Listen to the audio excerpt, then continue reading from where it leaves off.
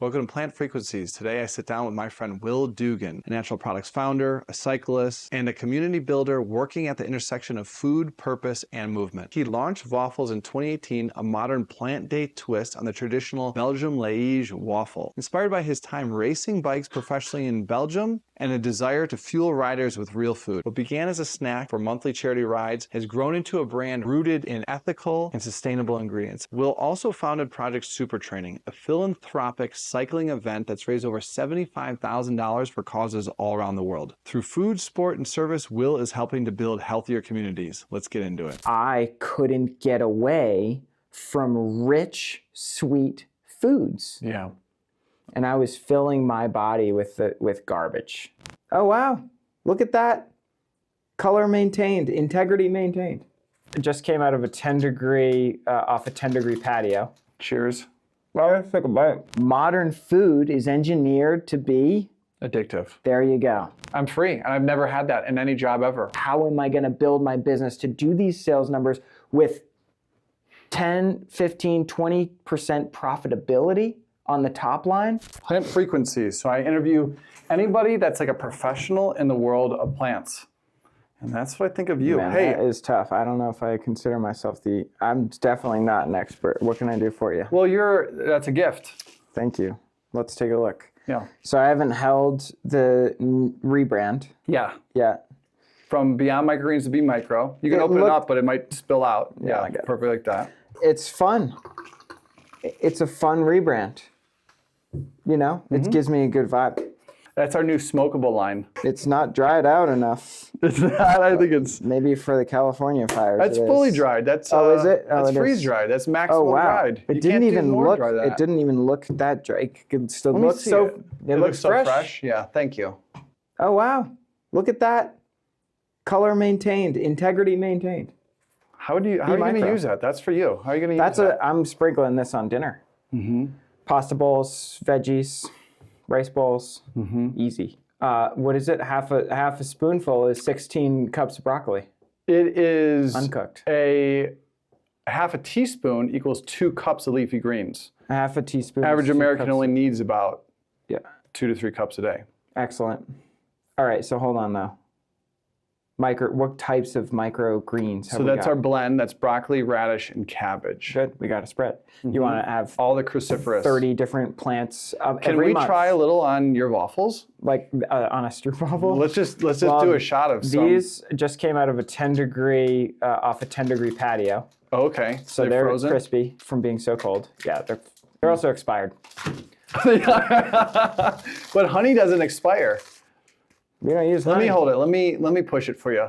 Yeah, you push it, and then let me push it a little bit. Look at these. I'm going to open one. I'm going to open one of these up. Can we both open one? Yeah. Is it too late in the day for you to eat one of these? But you know. Tell me about this. Well, who are you, Will? They're a few months old. Who are you? We're friends, and I already know you, but there's actually going to be people watching this. It's good. What's going on? What is Vafels? At Vafels, we make plant-based versions of European-style waffles, in a word, right? So these are the Dutch-style stroopwafels, and we've got the Belgian-style Liège waffles as well. Love those. I keep those in my freezer. I sent you a picture of the blueberry ones I have in my freezer right now. Great. Well, I want to try some right out of the gate. And I want to try it's going to be cold and harder than normal. But look, still, I like them frozen. Integrity is... Look at that. That's a beauty. Good. That's a beauty. Would you try some with me with some microgreens on it? And this could be like a little collab thing that we do? Yep. We can put some microgreens. I think it's going to taste probably better with the microgreens. It's not going to be any worse. Doesn't make it worse, but this is... I think you could have anything with your Do you want me to sprinkle for you? I'll sprinkle. I'll show you kind of how my dosage size. Cheers. Well, let's take a bite. There you go.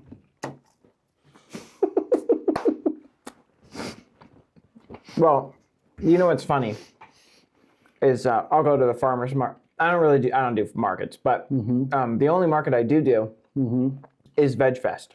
Okay, I haven't done that. Or even been. That's probably the best one. But I really like the founder of it. You connected me with her. Helen? Helen, yeah. I almost shared a kitchen with her. Right. Yeah. Okay, so that's the only market you should go to, because I go and we can hang out. This happened, right? The winter one, maybe. I guess I'd do the summer one. That was phenomenal. 14 more, please. Well, I only come in packs of 12, so you're going to have to get 2. I'm fired up. I have these markets, when I go to the markets, people will come and be like, are they healthy? Are they good for me? Yeah. I say, it's not broccoli. It's not freeze-dried broccoli microgreens. But today it is. Yeah, today it is. That's beautiful. Yeah. Who is this for? Who is this made for? To me, this seems like adventure fuel. Yeah, that's an alternative to an energy bar. You know, that's what it is. It's something that's not, it's something that you can eat, that you can, it's probably not going to torque your stomach.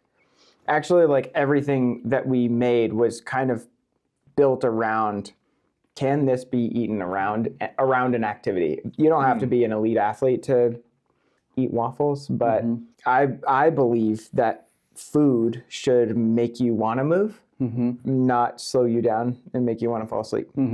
Yeah, that makes me want to move. I want to do stuff right now. It might be also this yerba mate and microgreens, but I got a lot of good things flowing through me right now. I feel great. So I called you the other day. I was like, hey, do you want to be on this new podcast of mine? And right away you're like, yeah, and you wanted to catch up, like in that moment. I was like, don't tell me anything. I want to get into it all, like when I'm fully curious here. And what I'm most curious about is more of like your origin story. Would you tell me kind of like, we lay the foundation of who you are, then we can go from there? Because that's something I don't really know. Sure thing. I moved to Colorado. I was doing a job in the automotive industry.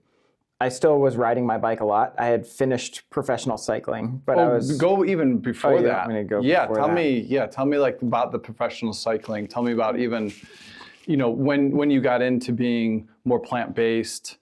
Take it back even farther. Yeah, so I was in high school, I caught the bug to ride my bike competitively. I ended up racing in college. Actually, in high school, like I would hang out at the local bike shop all the time, change tires just for fun.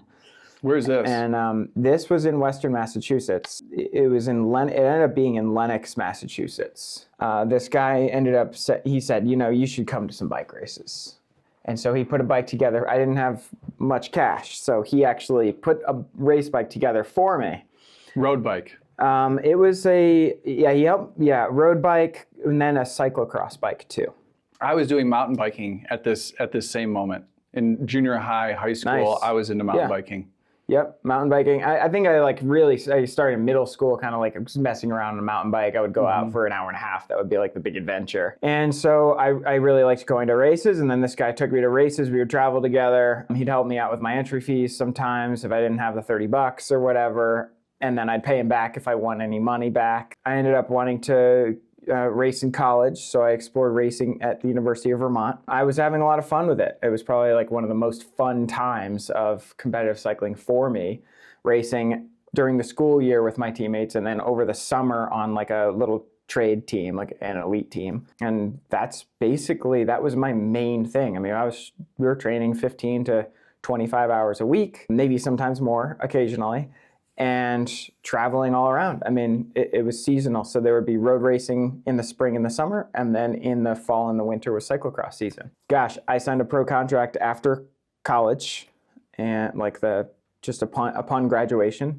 effectively. That ended up taking me for a few years. I really actually struggled with it quite a bit. I struggled with the team management, so I ended up not racing for all that long at a high level. But how old were you at this time? I raced until professionally until I was 25. So I was young. That's super young. I was pretty young. And I was still exploring. I wasn't the best. I wasn't the best out. I had some good results a couple times. I showed like promise. There was a little promise in there. And where did that come from? What inside you do you think it is that allowed you to even get to that level? Most people don't even, or haven't even glimpsed at the level that you were playing at. I'll give you some sort of subjective answer, right? Like it won't... Whatever's true for you. I don't know, right? Yeah. It's going to be whatever's true for me. Now, I really liked it. For me, it was a way to prove myself. I wasn't really the academic necessarily. Same. Although, like, I wanted to try to prove myself there too. But I really, and I did well in school, but I wasn't, I'm not an intellectual type of a person. I won't go out and say I'm not doing anything at MIT. You know? Mm-hmm. And there are people that should go and that could do great things in that world. Mm-hmm. But that was just a way for me to prove myself. And frankly, I loved exploring like how far I could push myself. And I ended up getting to a place where I was racing against people that were on drugs. I wasn't. Mm-hmm. And I didn't want to be. And I just was happy kind of. It was almost like okay. I almost just was like okay with that's it. Like those guys are on drugs. We know that. Mm-hmm. I'm going to be the best I can be. Who all knew that the drugs were happening? Just the racers or the coaches knew, but then nobody outside of that? It's kind of known that once you get to a certain level, and then there's a rumor mill that goes around. Mm-hmm. And at a certain point, you know, people don't necessarily deny, but no one's going to really go and, you know, red flags and whistleblowing. Yeah, it's kind of interesting, especially because all of these teams are a couple teams from the U.S., a couple teams from maybe like a team from South Africa, few teams from Europe, a bunch of teams from Asia will all go to like the Tour of South Korea. Like we'll all show up, and that race is 10 days long, and it goes from point to point, town to town, city to city, and we all the different teams will travel and be in the same hotels the whole time. So although you're competing, you're kind of living together, and we go to the conference rooms would be where the catered meals are. So you'd go to your team table like this, and you sit with your 6 or 8 teammates. But over there's your competition, you know? And you go to the buffet, and you might be bumping elbows with the guy that cut you off the day before. So it was kind of an interesting dynamic, and you're halfway across the world, and you don't speak the same language as that guy. Although most people just speak a little bit of English. So anyway, it was a cool experience at a young age, and I got most of my traveling out of the way at that point. And to bring us back to Vafels, I came across little novelties all around the world of like the snacks. And you know, if we were in Europe, it ended up being like I would get really tired of our energy bars. So what I would do is go to the grocery store and buy some waffles, and I'd literally just stuff those in my pockets because I'd be so tired of eating whatever we were eating, you know, whatever sponsor was giving us product to eat on the bike. I basically was finding novelties to replace energy bars. And Steven, on a long day on the bike, on a long training day, you're not always just eating, and you can ask any cyclist this, but you're not always just eating like Cliff Bars. In the beginning, it's told to you, like that's what you eat, right? It's packaged goods and blah, blah, blahs. But after a certain point, you know, maybe you're riding for 3 hours, you have a couple Cliff Bars and a couple gels and some drink mix and whatever. Then you stop for a coffee and you go and get like a cookie or like a Danish or something. And then you get back on the bike and you ride for a couple more hours, and then you're done. This is during training. This is during training, not during a race. Yeah. I actually had a funny nickname. My teammates, the Italians, would call me Panino because, and I'm just like remembering this now, but they'd call me Panino because I would make breakfast sandwiches and put them in like tin foil, and I'd like eat them on the bike. But I wouldn't eat them if I was in like a high stakes situation that was also high intensity. But for example, if the race slowed down, which happens in road racing over a 5-hour bike race, if the race did slow down, I'd eat like an egg sandwich on a bagel. Yeah, beautiful. Now, how many calories do you think you're burning on one of these average? Well, I'm a smaller guy. Like on a race day, you mean? Sure. I would burn like probably 2,500, 3,500. And how was it replacing that, or could you not replace it during the race day? Most of the time, you know, because it's that plus, you know, 2,000 calories. You got to eat like 5,000 calories a day. Oh, okay. Which ends up being a lot of That's food. A lot. And then you do that for 7 days straight. It's hard to gain weight on a stage race. It's almost like through hiking, you know, like it's hard to gain weight through hiking. You see all these people do the Appalachian Trail and they come back and they're like emaciated, you know, lost 25 pounds. You eat on the bike. every hour. I mean, and now there's this crazy, like there's a lot of evidence, scientific evidence telling showcasing that your performance goes up if you don't hold back on fuel, specifically on carbohydrates, right? So they're advocating 90, 100 grams of carbohydrates per hour, 90 to 120 even. Give us an idea of what that is. So that's like 360 to 420, 450 calories an hour. What would that look like for, like, if you... Yeah, Cliff Bar being 250 calories maybe. And then an energy gel is another 100. So you're at 350. And then maybe you're having some drink mix in your bottles too. Right? And so that seems like a wild way to sustain yourself. It's a lot, right? And you get really tired of those types of sugars. Now, I'm not saying people aren't going to get tired of waffles. So you get tired of broccoli if you eat too much of it, right? Yeah. Maybe not. Of anything. but of a lot of things, right?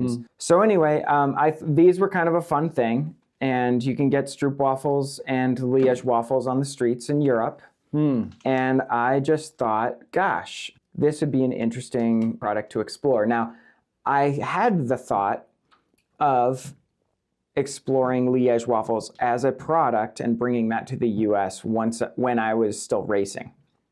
It was an idea. So when you were about 25? Okay, cool. It was an idea. It was like, wouldn't that be fun to live a simple life and operate a little waffle cart? You know, I've got a whole different picture of like what that would look like now, and I would never want to do that, right? Like, you know what it's like to pack up and do an event every single day. Yeah, exactly. Easy to romanticize it all when you're, live the simple life, right? And especially when ignorance is bliss sometimes, when you have no idea, really. If I knew everything that would be involved to do my business today, I'm sure I wouldn't have started it.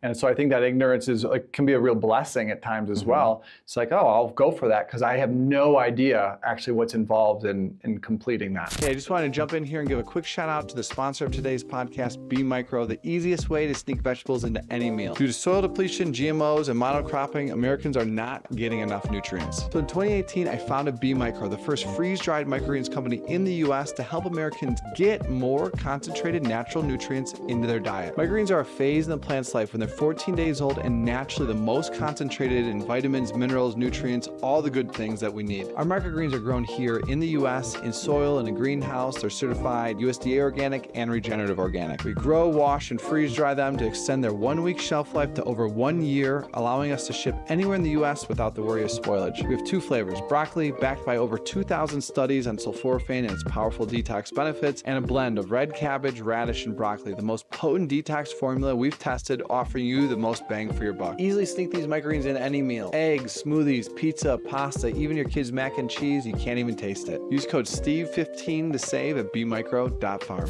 And to follow up on that question, would you, knowing what you know now, having gone through what you have now, would you do it again? I would do it again, and I would be able to do it for probably a quarter the amount of money in a quarter the amount of time. I would know exactly who I am and what my role is and who to hire for. I would be so much better at it. I'd be so much better at it. You know, it's interesting. I think I was listening to a podcast the other day. It was they were talking about happiness and meaning in life. And they asked people about their memories, their most painful memories. I mean, people that have real trauma. Most people have some sort of traumatic. I mean, we're still here. Everyone's still here today, right? A lot of people have real trauma that they carry with them. Yeah. And when you ask them, would you delete that from your history books, from your memory stores? Would you go back and delete that? But if you do delete that, you delete all the people that you've met along the way and all the resilience that you've developed in character as well from that event. And that is, that triggering for some, but it's actually kind of like a touching thing to hear. Like 99.9% of people say, no, I wouldn't delete that moment, which is totally wild. So anyway, yeah. I get it. I can't relate to someone that has like PTSD or real hardcore childhood trauma. I can't relate to that, but I can relate to all the hardest things that I've been through have been where I've grown the most, where I've gotten that resilience, where I've learned about myself, where I've yeah, just where I've grown the most. So it's like, whew. So on the other side of those difficult things, there's a lot of growth.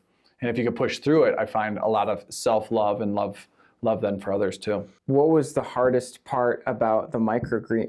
Like the single most, was there a period of time that was the most challenging for you?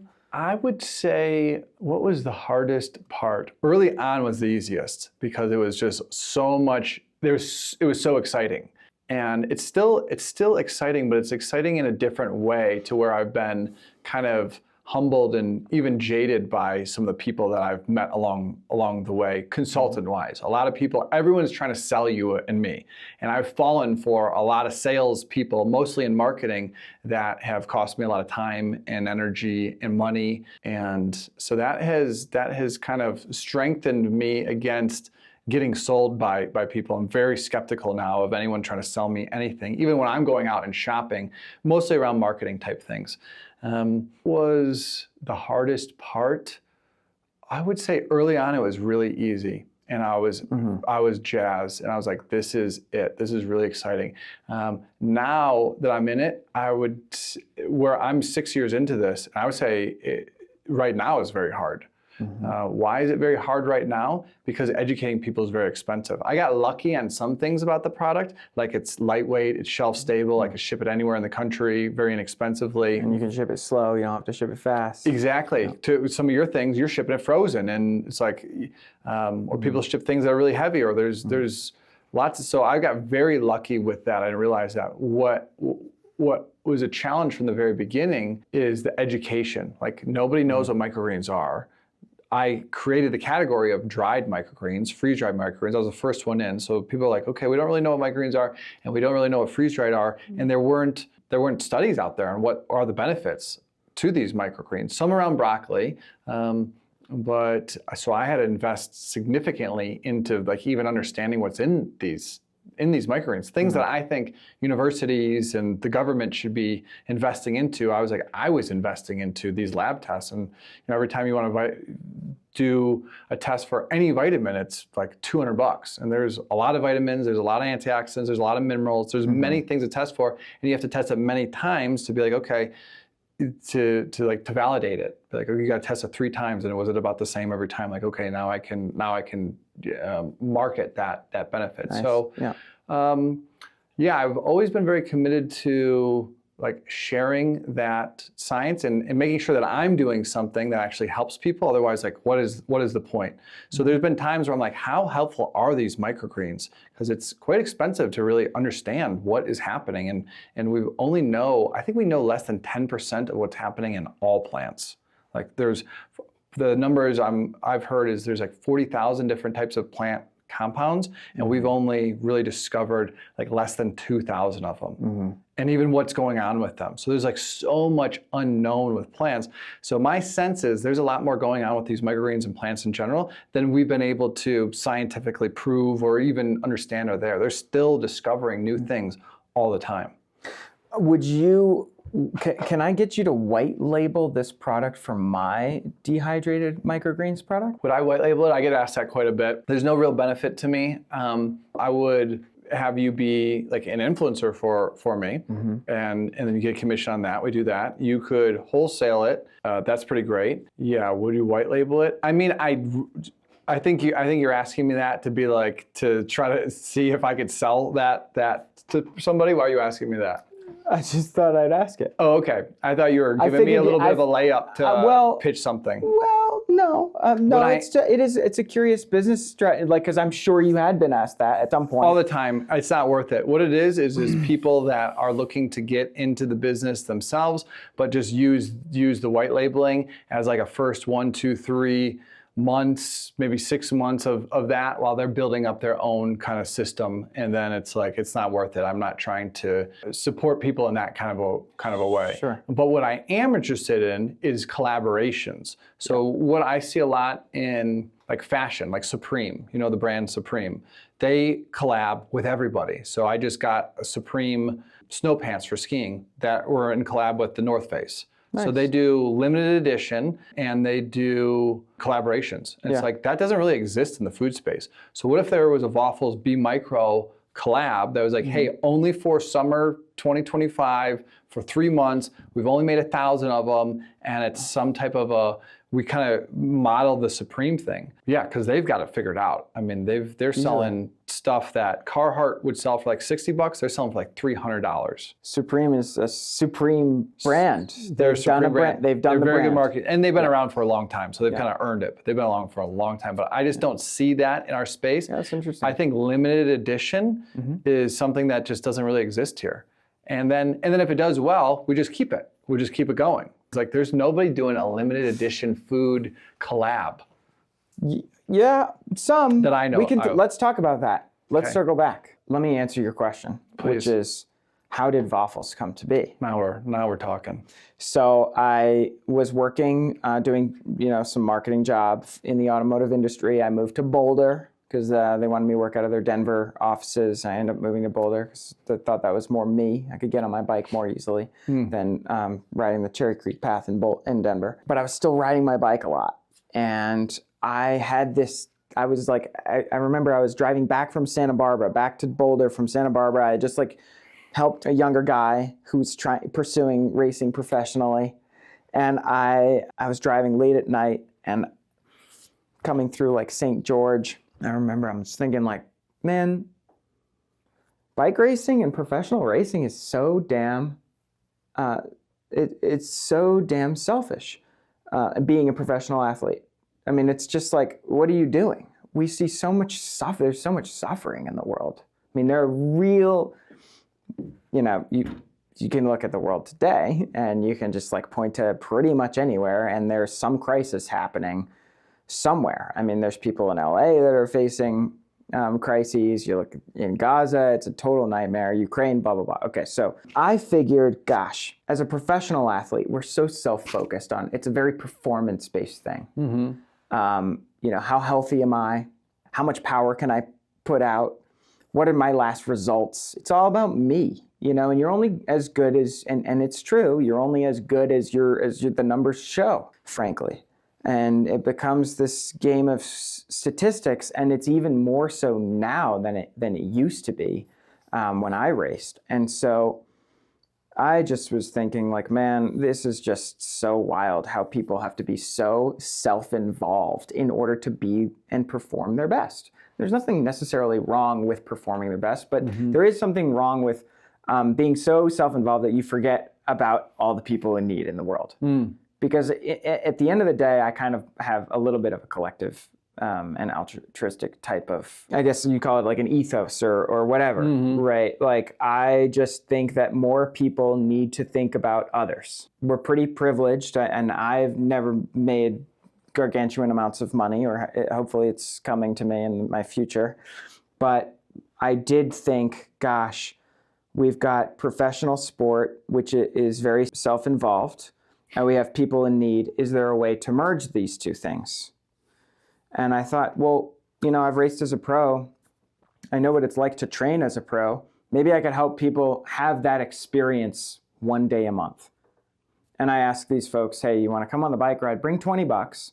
I'll drive the support car, just like the soigneurs and the directors and all those guys did for me when I was paid to race. But I'll give you sort of a professional level experience of training on the bike one day a month. And you just give me $20 for that, and I'll drive the car for 5 hours. We'll do 100 miles. I'll pack ride food, water, hydration, even spare tubes, and I'll change your tubes if I catch you in the moment and there's nothing else going on. And I drive the support car for that ride. And then we donate the proceeds from the ride to a different nonprofit organization every month. We're fortunate in Boulder where we can actually do 12 rides a year. And if we get snowed out one weekend, usually it melts by the next one. And if the temps are over 30 degrees, we roll. So I started doing this. I thought, heck, I don't know. I started doing it in like April of 2017. And I had like 20 people come, and that was kind of cool. And I collabed with somebody. I said like, hey, because I'm new to the area, reached out to another former pro who had some connections in the area. And I said, hey, would you mind, let's do this thing. We're going to take $20. And we donated like, it wasn't that much. It was like $250 after like some expenses were paid. We donated to Chad William Young Foundation, who was actually a good friend of mine, young guy, passed away in a race, and then his dad created a foundation for him. And that was the first super training ride, I called them. Training for something beyond, super, beyond yourself. So I did that in April 2017. The next ride, one person came because the guy I collabed with on the first one was out of town. Then the third ride, that guy was back and we had like 12 people come. I'm like, shoot, we need something to get these people to show up. What can I make to get people to talk about what's value add? I'm like, well, what if I make some waffles? So my roommate at the time and we fussed around making some Belgian waffles, Liège waffles. And then we brought those to the ride. Now, I don't believe, I guess I skipped the part where I went vegan after bike racing, but the point is that we were making these waffles to get more people to come to the bike ride. Yeah. And gradually they did. So we had like a dozen people at the third ride, then it was 40, then it became 60, then it was 80, and then it was like, oh no, we can't fit in this little bike shop anymore. So what we ended up doing was I had a connection over at Subaru, and I was telling them what we were doing, and they said, we want you to do the ride from here. And I said, well, I've been working with the bike shop owner, and like it's a really cool thing. He opens the shop for me on Sundays, and he helps bring some extra food and biscottis and whatnot, and I bring them blah, blah, blah, and he makes the coffee. And they said, just, we'll give you a little kick and we'll provide the car. We want to have that community presence. So the ride ended up being a ride, and since later in 2017, after probably a handful or half a dozen super training rides were from the little House of Spin bike shop, Flatiron Subaru in Boulder has hosted them ever since. During that time, people asked me if they could order waffles, and so I started delivering waffles around town, hand delivering in butcher's paper. We would like roll them up and I was vegan, so I didn't really want to be making these products with eggs and butter. So what I did was I started, I thought like, gosh, okay, well maybe I'll do this version and I'll do my version, and I'll try to do some egg replacement. I started fussing with flaxseed. And then I was like, well, I don't know about the richness of the butter. I don't know if that's so good. I think we could balance out the fats. So maybe I reduce the fats. So we basically brought the nutrition facts on the Liège waffles to the point where we can't have any less fat in the product at this point. Otherwise, the flavor and the taste and the texture all get destroyed.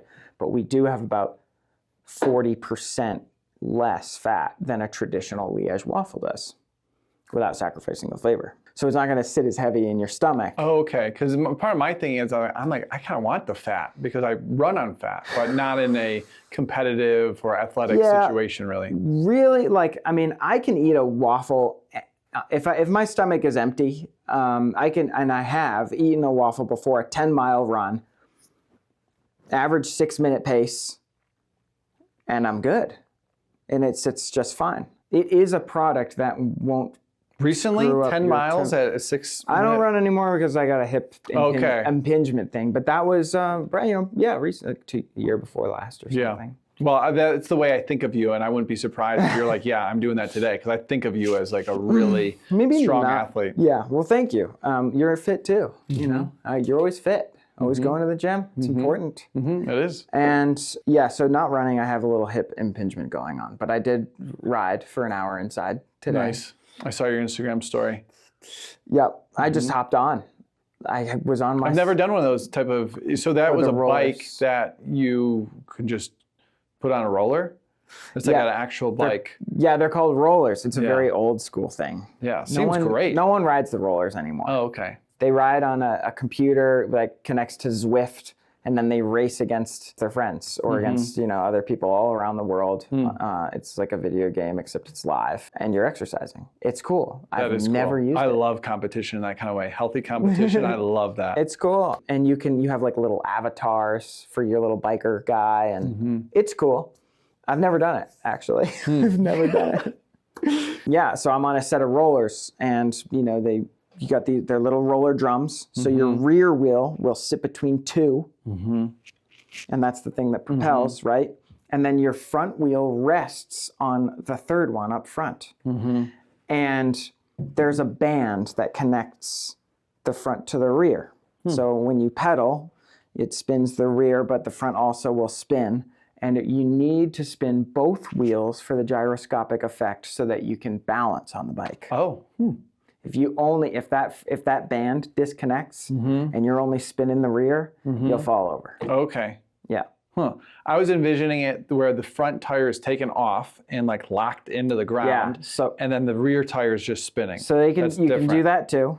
That's kind of how the Zwift machine works, where you just you lock it in. They call it a trainer. That you just lock it in on the rear, and you're pedaling, and your fork is fixed. I love bikes. I just love bikes. I know you've always loved bikes. I've always loved bikes. You never found your bike. Got stolen. Got a different one. Oh yeah. So let's get back into the food thing. So we used to share a commercial kitchen together in like East Boulder, and when I was there one night late, I had my mountain bike locked, like double locked to the back of my truck, and somebody just came up. We were right by the train tracks, and a lot of homeless people will frequent that, and Boulder is like bike theft capital of the country. Just came by with some cutters, was able to cut it, rode off with my bike. But what I got from him, do you know the rest of the story? Was his bike. Yeah, I got his bike. He traded up. He's like, oh, I'm gonna ditch my road bike that he for sure stole from someone else.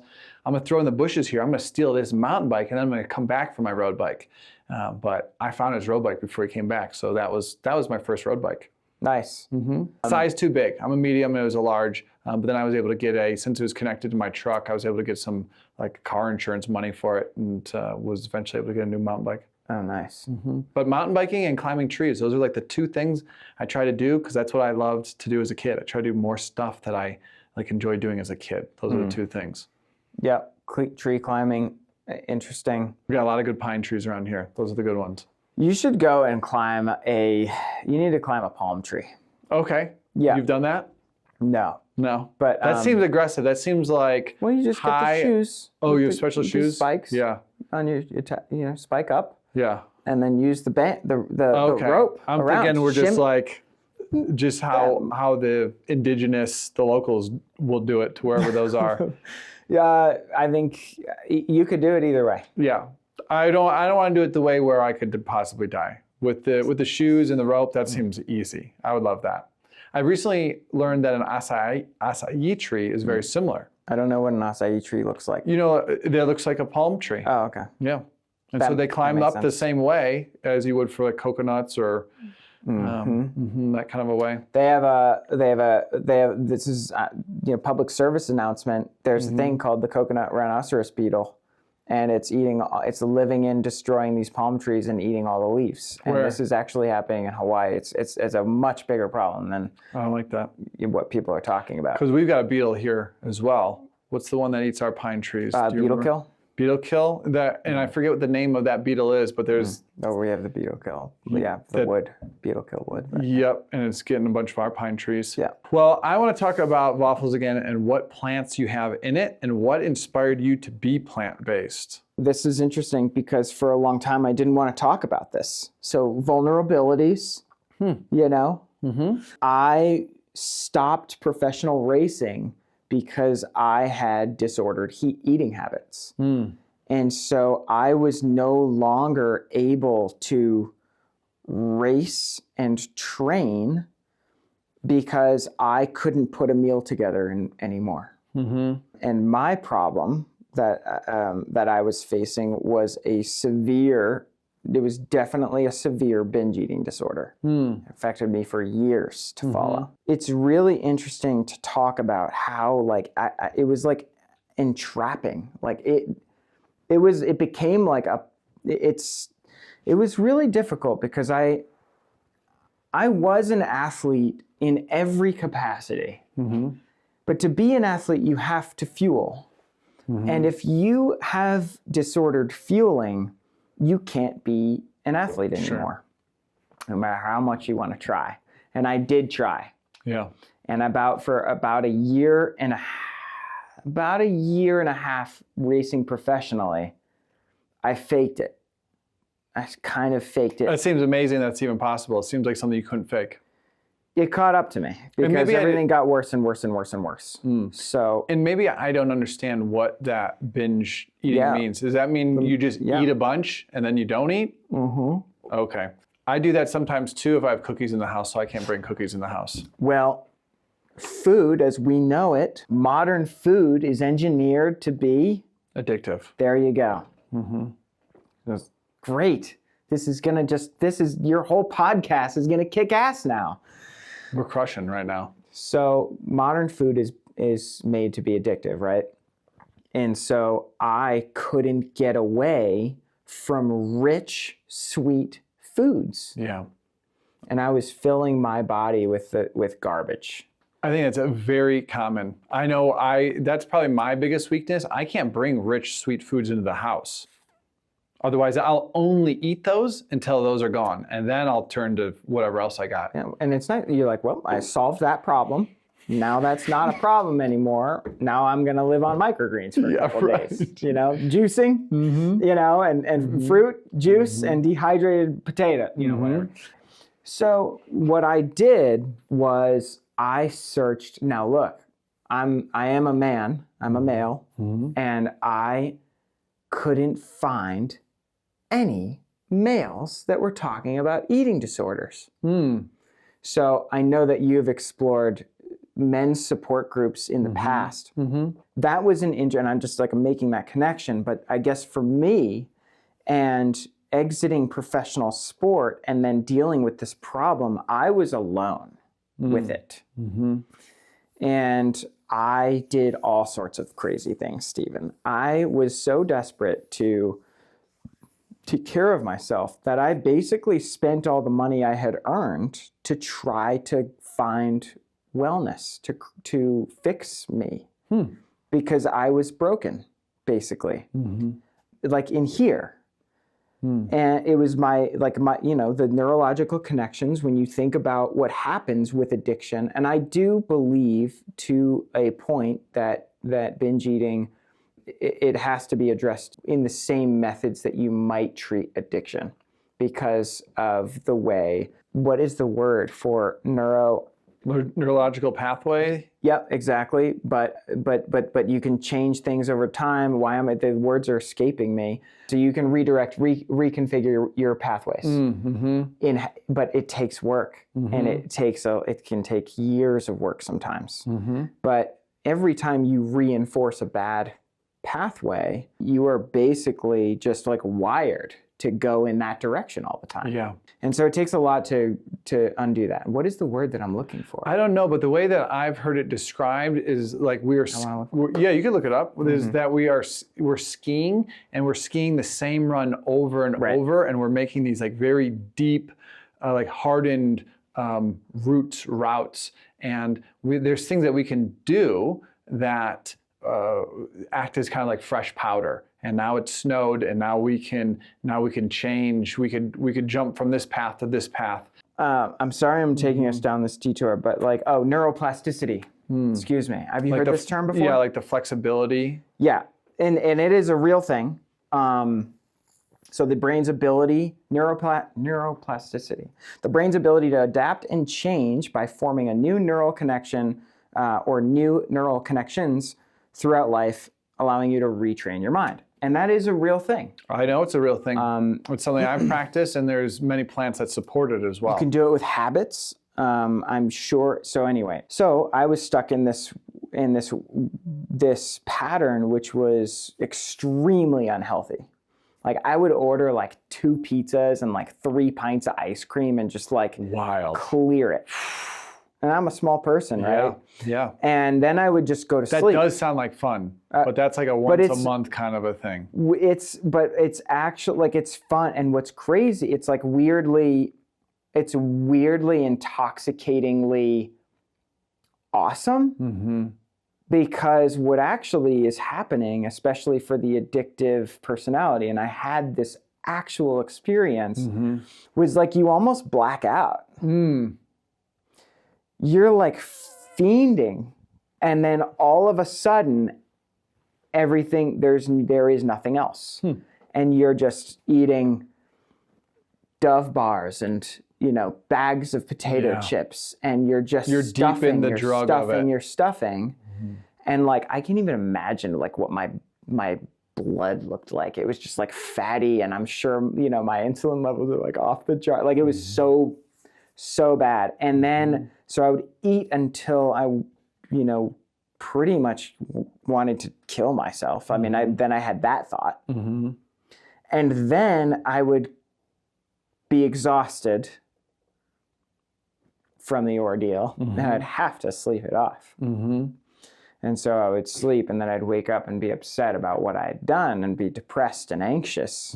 Can't go outside, can't address, can't face myself, can't face other people. And what would happen? It would do it again. And I literally went into this dark period where I was binge eating, and I was having these wild episodes where I would lock myself in the house and not leave for days and days and days at a time, a week at a time, not see the light of day, just binge eat and then go to bed and just like be this circle of depression and anxiety. It's wild. And what was that trigger? What was that moment where you're like, okay, this is, I'm going to create a new path for myself? So the first thing was, I'm going to kill myself if I continue to live this way, because there's nothing else to live for. I was convinced that my life was over, and so in order for it, the only thing for me to do other than that would be to go and force myself to go and do life. Like you just have to go and participate in life, whether you like it or not. And it took a lot. I just started making plans. Get me out of the house. I just gotta get out of the house. Yeah, and go interact with the world. Or maybe instead of, I think people were kind of reaching out to me at this point. And rather than making plans, I think I was just not canceling the plans. Okay. And I would show up, someone wanted to go test drive cars. I go with them, I ride to the dealership, we, go out for a test. We just go do something, right? And then it was like, I gotta work. So I was like, I'm gonna go substitute teach.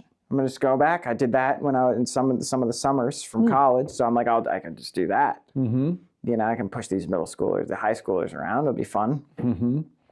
So I started showing up, and some days it was bad. I mean, some days I'd literally have a binge, and then I'd wanted to just sleep it off. It took a lot to get me out of the house, but I did do it. And that's facing life.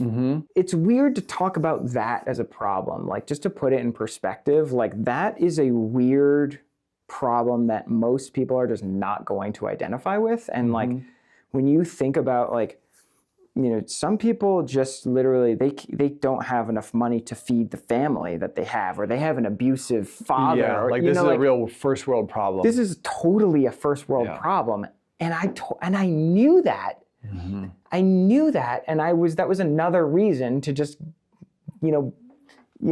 self-flagellate, right? Because I knew that I'm like, you piece of garbage. You're just a piece of garbage. If you had to go and fetch the water 3 miles away every day and then, pick the bananas and ride them to the next town over, like this wouldn't have even been a thing, dude. And here you are. Yeah, we're so privileged to even have the opportunity to fall into that. Right. But in therapy, you can't take away from the significance of the problems that you're facing, even though they are different, right? Like, first of all, like I'm predisposed to face those types of problems. I'm compulsive and I have an addictive personality. Like, absolutely. Alcoholism runs in the family. I got multiple drug addict family members, and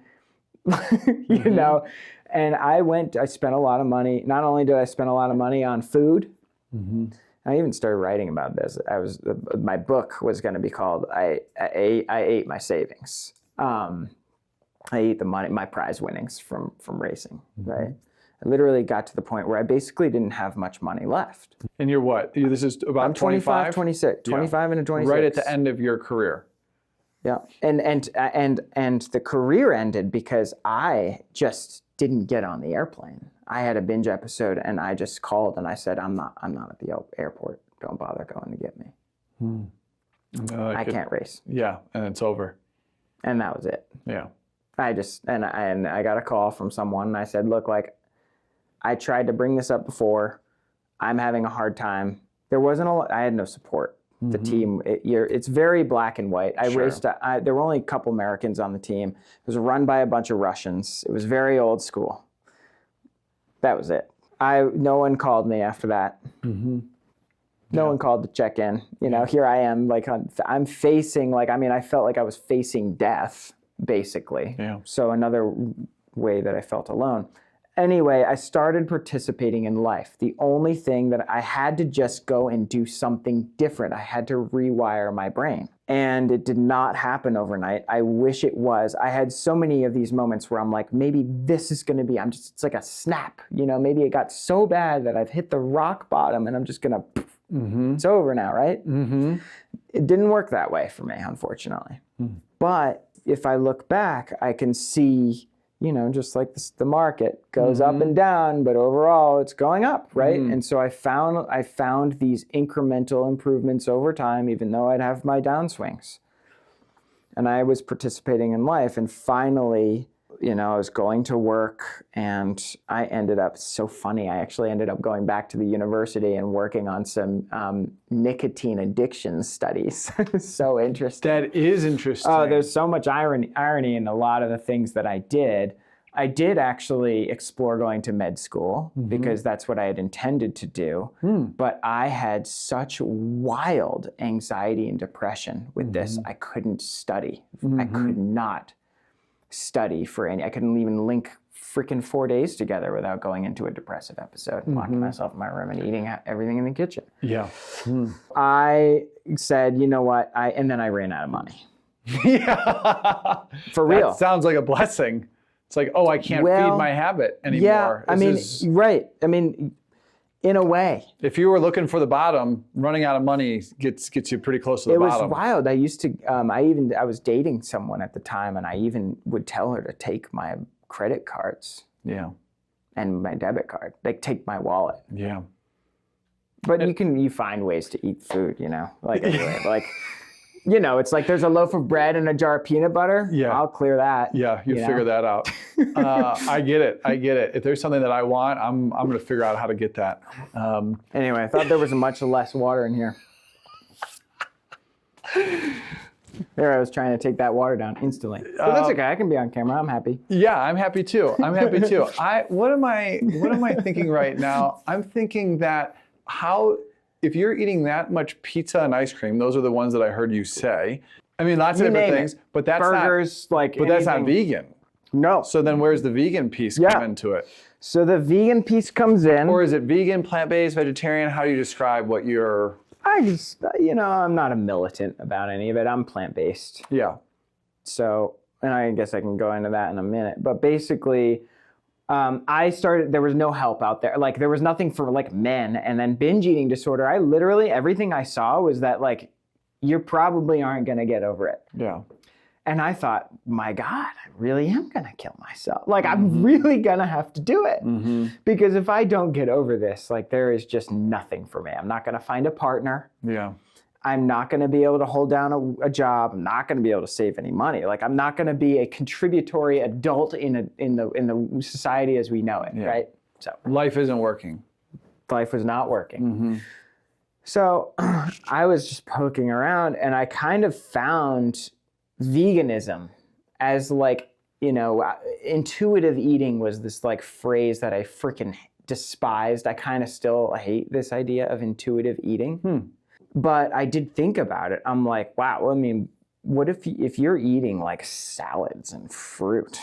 What if, I was learning about veganism, the health benefits of primarily plant-based diets. And then I took out some books, and I was reading about different cultures that eat more plant-based, have lower incidences of the diseases of affluence that we have.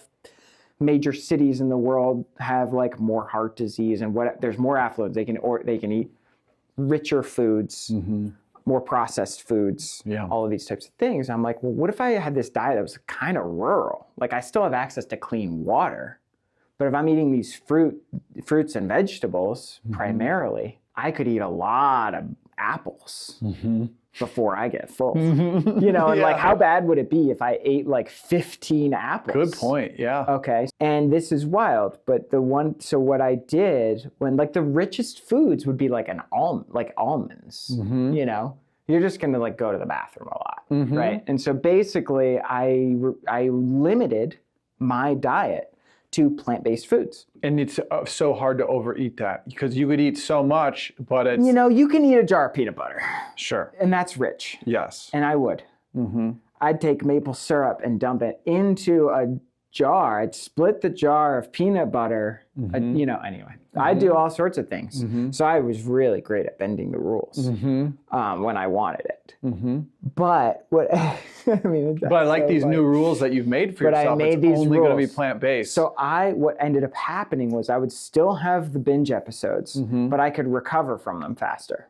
So I'd get back to doing real life again. Yeah. Okay, I get back and go back, ride for 2 or 3 hours, go to work, wake up, have oatmeal, and then go and do my hour of exercise or go for a short run and then go to work. I'd have I'd get back to some semblance of normalcy and within these guidelines. And people would be like, don't you think that that's perpetuating? If you're limiting yourself, that's disordered eating in itself. But what I actually did was I didn't, for the most part, limit the for the most part, I didn't really get on myself about the quantity of food that I ate. I just limited the scope. I think that's beautiful. So that was my step one, really. Or step two, get into the world. And then I found this thing. So I created these limitations on what I would. You can go hard on the food, but it's within this healthier category of food. So at least I could recover from it faster. Yeah.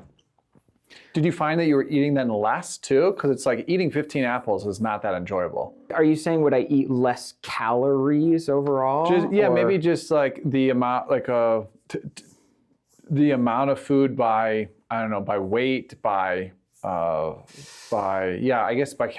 by just, I don't know, like a table full of food. Like I could eat a table full of pizza and ice cream, I suppose. I couldn't eat a table full of apples. By mass, maybe that's what I'm thinking. I think I'd still eat bread and stuff. Yeah. I was eating, but I would kind of I kind of found this thing. Like it was kind of this fruitarian, I explored fruitarianism, all of the things.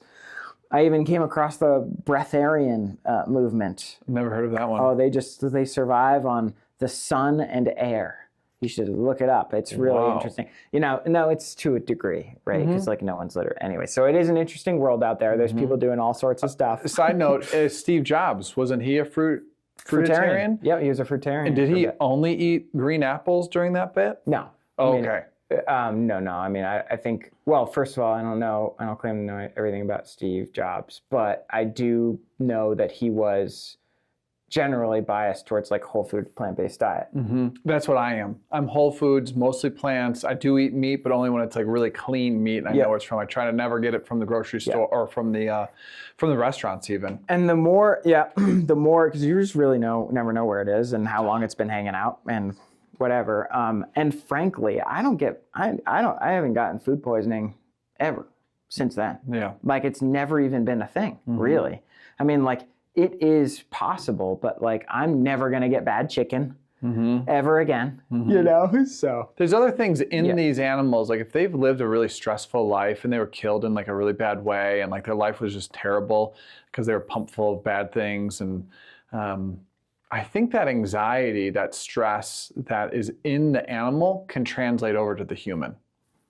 Maybe. I don't know anything about that. I think so. I don't know the science of it, but it's if something lived a really terrible life and then you eat that thing, aren't you taking on the energy of that thing that was not in a good way? Couldn't you be taking that in? Couldn't that energy, if everything's just energy, couldn't that energy, that dense, hey, my life is terrible, I gotta get all these injections just to stay alive.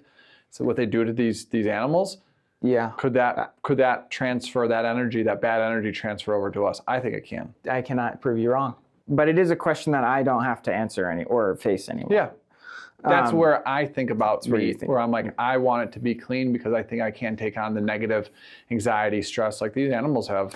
Have you ever killed an animal or like slaughtered, done your thing? Mm-mm. I would. I grew up in a family where there was no guns, there was no hunting, there was nothing like that. But it's of interest to me. Yeah, there's places that'll let you do it. Yeah. I guess. Yeah. Like you can just go in the back and like do the chickens or whatever. Food for thought. Mm-hmm. You're talking about how you're limiting your food to just this category of like kind of fruitarian. Fruitarian. Fruitarian. There you go. You're a bit of a fruitarian now, but you're still eating bread. Super easy to abuse bread. I've cut bread out for me. Sometimes at restaurants, but bread does not come in the house. That's an interesting one. Yeah, because bread's tough. You know what's interesting is like I would eat and I would actually force myself to eat a pound of pasta. There was a time when I was just like, I'll eat a pound of pasta a night. A little sriracha on every bite. Yeah, with greens. I put spinach in there. I would love to do that, but no pasta, no bread comes into my house. Yep. Mostly because of glyphosates, very heavy within wheat. I mean, they spray it on the wheat and then they spray it again once they harvest it to dry it out. Organic? I don't know if organic has that, but I think it's like the number one reason that people are have gluten intolerance is because of the glyphosates, and it's in everything. It's in the Kellogg's cereal. It's on all of the cereal. Can't do that. Yeah, that's not allowed. Yeah, cereal's like, candy. Cereal is like, it's insane. Yeah, you cannot have cereal in the house. There was a time for me when I was junior high, high school, even partially through college, where food was just food. It was all the same. It's just food. Like, I don't even know what's in it. Mm-hmm. Yeah. I mean, that's how most of America is, I think. Mm-hmm. So. And it's amazing how the body can just take in, like, I'm just eating Doritos. It's actually amazing that the body can just figure it out. Like, all right, we're going to keep you alive on Doritos. We're just going to figure it out. Think about like a stray dog on the street. Like, we know what a dog is supposed to eat. They are carnivores. Dogs need to eat meat. They need to, if they're out and, but, a dog on the street is just going to eat trash. Mm-hmm. And they just eat trash. They'll eat anything. Yeah, they stay alive. And they stay alive. And frankly, we can kind of do that too, pretty well. We have a crazy range. We have probably the biggest range of any other animal on the planet. Probably. Of what we can consume and subsist on for a long period of time. Whether you're not getting your iron or your B12 or whatever, then you might lose your mind if you don't get B12 for long enough. But you can survive on carbohydrates, like on just rice alone for such a long period of time. So anyway, but at some point you need your vitamins and minerals. And that is a good question for plant-based, vegetarian. Yeah. How are you getting your iron? How are you getting your B12? So there's iron in a lot of things, vegetables-wise. Oh, okay. Also, I always cook on the cast iron skillet. Oh, nice. So you're getting some iron from the cast iron? Well, I think they literally recommend that. Oh, I don't know. That doctors literally, if you are like deficient in iron, they will say like you cook on cast iron. I cook on a stainless steel. Yeah. Well, I would do cast iron. Yeah. So B12 is an interesting thing. I'm always sprinkling nutritional yeast. So I'm like kind of constantly, I've got that. I think that stuff tastes great. It is. It's cool. Kind of cheesy, right? Yep. It's got that umami flavor. And then... Speaking of, I called Griffin the other day. Yeah. He's back in New York. Yeah. He's gone. I know. He just left. Closed down very quickly. Fastest turnaround I've ever seen. You know what? I give him a lot of credit that he has the ability to make decisions and act on those decisions very quickly. He's not laboring on something. He's like, this is over. This is done. I'm out of here. And how fast can I do it? I think he could, I'm bummed. Me too. He had a good product. Yeah. A very good product. I'm still eating it because I got some leftovers before he took off. Lucky you. I think his product was phenomenal. Yeah. I love his product. Yeah. And he made a big bet. He was betting bigger than I was, maybe bigger than you were. We'll cut this out, but he took on significant debt, family debt. And then I asked him on the call, I was like, how did that all, he's like, my family took care of it. I was like, whoa, his family like wiped the slate for him. Yeah, I think like his mom also had a startup that she couldn't really get going either. There were a couple of these. It's tough, man. CPG's tough. And that was on, she had, thanks. Spilled half of it. It was, her startup was on, she had like this, these longevity pills. They had things in them. Yeah. I don't know. Chinese herbs. Stuff like that. And pretty wild. I think he was doing better than he thought. I did want it, like I even told him about 2 months before he quit, I'm like, why don't you just let me come there and fix the operation? Yeah. With you. Like, I think that's a great thought. I wish he shared that with more people, because I really think that there's more creative things that could have happened. The fact of the matter is, he was borrowing from family and felt that there was a level of scrutiny that he couldn't, he couldn't get out of it. I couldn't imagine. And so really what he wanted to do was, he was like, I mean, how long is it going to be until we're doing $5 million, $10 million a year? And he looked at the runway, and then he looked at what his burn was, and he's like, I'm burning so fast that, and that's only a maybe.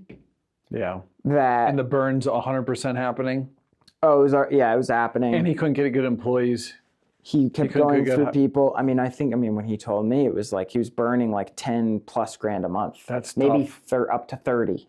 Depending. Up to 30 a month? That's heavy. It was burn. Like 10. I mean, he had a big operation. I know. He had a big operation. I mean, I think he was like down. He's like, I'm losing like basically 10 grand. I think the operation cost like 30 grand. Yeah. He had 20 had gotten somewhere around 20 in revenue. And he's doing that all at grocery, which is good. I mean, when you do that, you're like, okay, well, people want your products now. I think he was in at least two farmers markets, and I think he was crushing those, but it's tough. Another one this is not a shelf-stable product. This is a product that he's selling frozen, sometimes fresh. He was selling to grocery or to restaurants as well. Like, hey, I'm making it fresh today, and you're gonna serve the freshest tempeh possible. You can't really ship that product.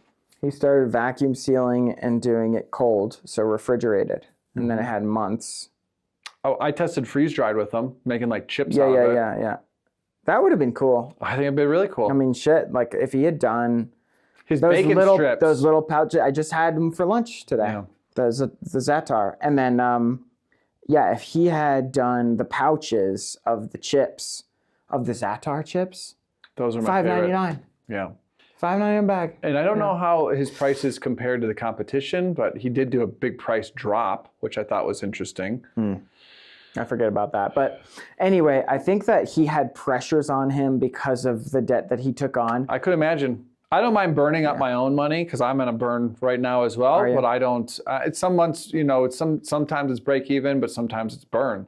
Right now, what's causing the burn is Facebook ads. And I've been in Facebook ads for like a year, so it's like now I'm week to week with it. Like at any moment, I could turn these ads off because you run them for 7 days and you just sign them up again. You're spending like what, $280 at a pop or whatever. It depends. So I mean, we could get into that, but there's several different like numbers to look at. The main number is your ROAS, return on ad spend. So for every dollar you spend, how many dollars in sales do you get? If you give Meta $1 and then you get $1 in sales, that's a 1 ROAS. That's a loser because you got to pay a consultant, you got margin, you got the cost of the ad. So that's like a loser. So for me, I need to be at about a 2 ROAS to even break even. So for every $1 I give Meta, I need to get $2 in sales. And it's kind of hard to do. There's another piece to that, though, is that you're getting your brand name out there. You're reminding people about you, but you also might be getting recurring sales. We do. Subscriptions is it, but another thing, an intangible, is the certain strategic partners that have found me that have reached out. Farms, co-packers, marketing partners, like people have been showing up that just knock on my door because they see the content. It's like, oh, I don't really know how to put a price tag on these things. These are substantially helpful. Yeah, Meta never really has not worked well for me in the past, and it's not written off entirely for the future, but I actually have not advertised at all for the last 2 years. I think it's amazing. I wish that was me. I like your business. Like, I wish I had your business. I think that, I did something. I'm like, who's under there? What do you like about my business? You mentioned a couple of those things. So shelf stability is like, God. Really worth something, but these are now shelf stable. Well, those have a year on them, but that's where I'm at too. As you can see, I've got some product that went out. No big deal. Yeah. Well, I don't think they really go bad though. Well, with mine, it doesn't really go bad. It's just the nutrients start to lessen. Degrade. Yeah. Degrade. Yep. Okay. So what I like about yours, light, you can ship it slow. I lose a lot of money on shipping. You know, I spend 50 grand a year on shipping or something. Oh, you do? Yeah. Are you fulfilling yourself? Still. Yeah. Are you not? Just as of 2 months ago, I've moved to a 3PL. Yeah. Did it go okay? Is it going okay? Yeah, it's good. It's good. Local. They're in Denver. So what is it? What's their name? S? Something? My 3PL is called 5 Logistics. Oh, okay. I think I've heard of them. They're like southeast Denver. Yep. Yeah, they're good. Okay. They do frozen? That I don't know. Yeah. What else do I think about them? Their software just plugs into our Shopify and it just all works. And cool.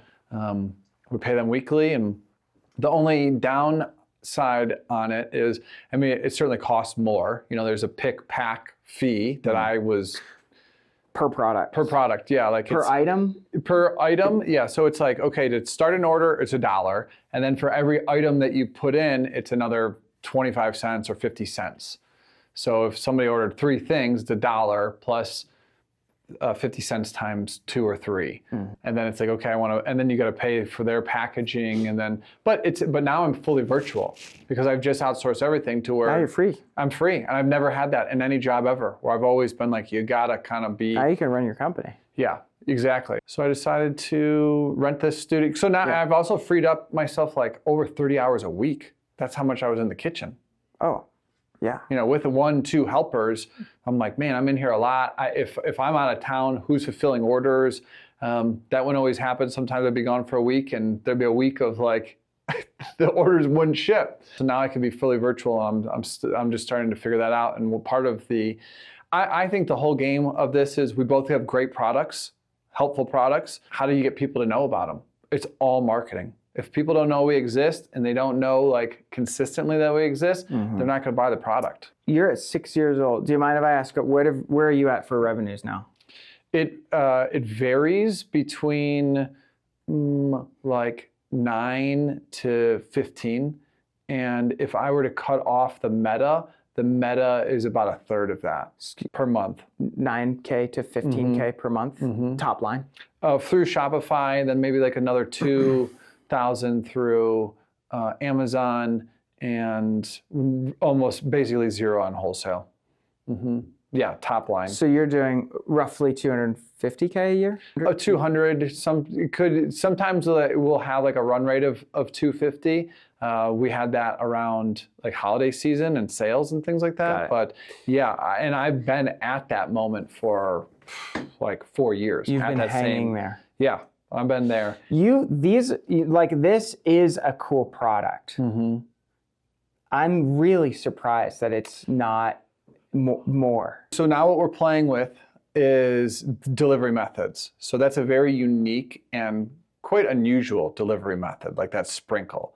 So now I've just launched a powder, and it's in supplement form. It has that's a nutrition facts. Now it's gone to a supplement facts, and people are used to powders. And then, is that what I saw you were mixing into water? Yes, yeah. So now it's as a powder. We're USDA organic and regenerative organic certified. So trying to give people more certifications. And then I won't put this in there, but we're going to launch a capsule as well.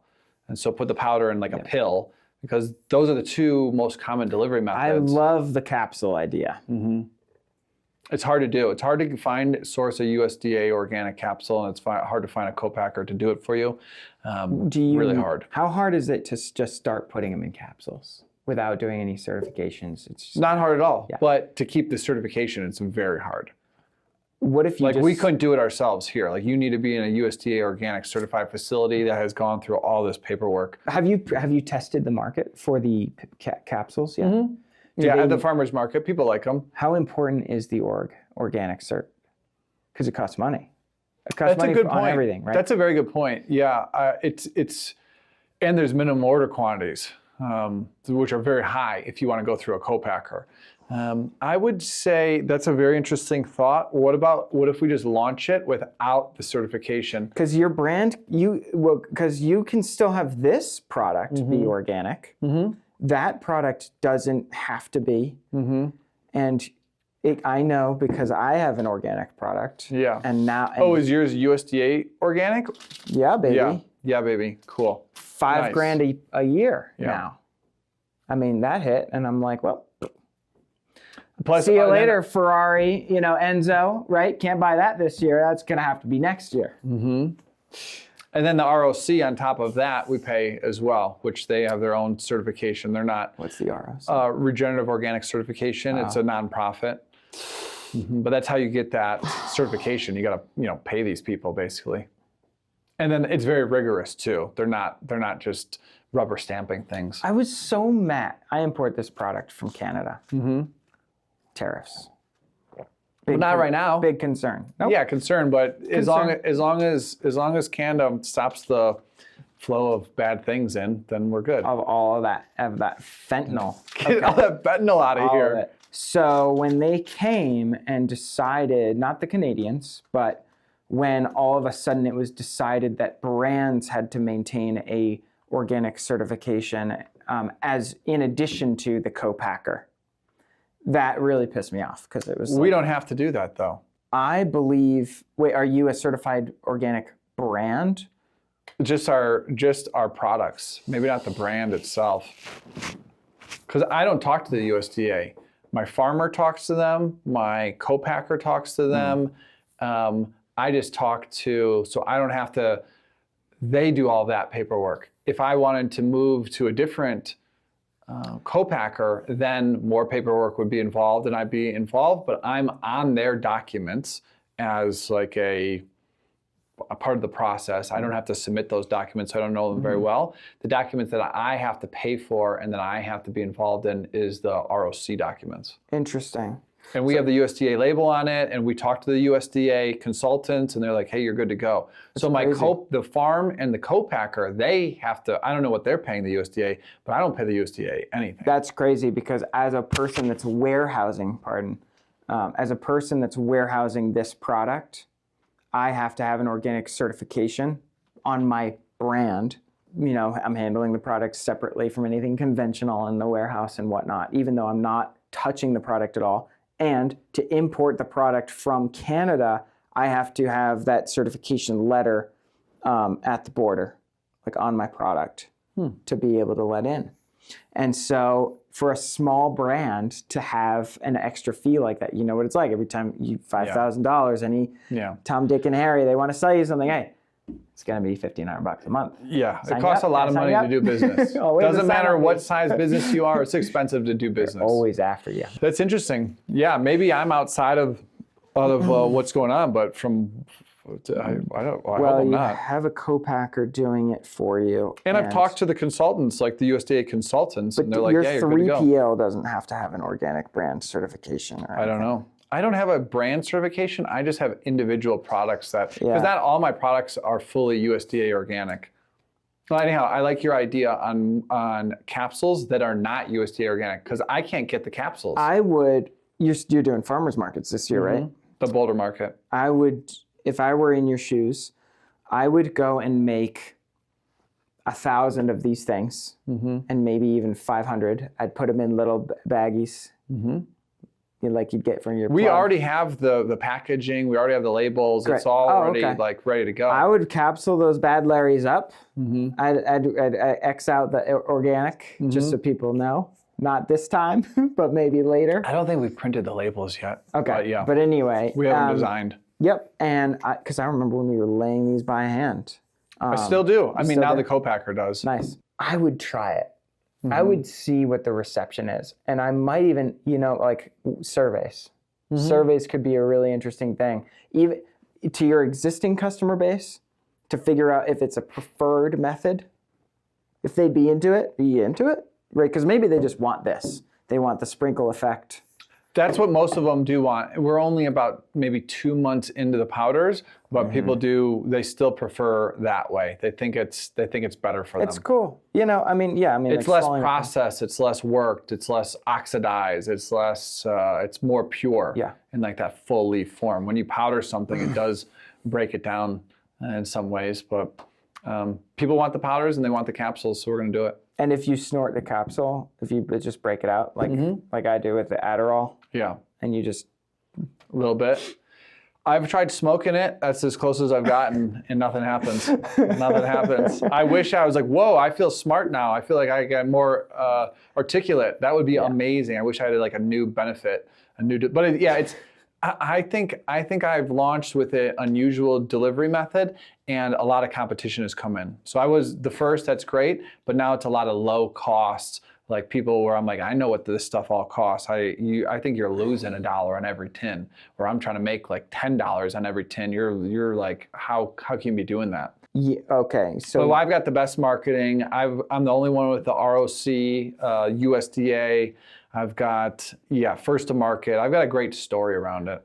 I think, so I did actually want to mention that I have recently been, in the last like maybe year or so, gotten hit with some other ads, ads that are for similar products. Yeah. And I wanted to mention that. There's tons of them.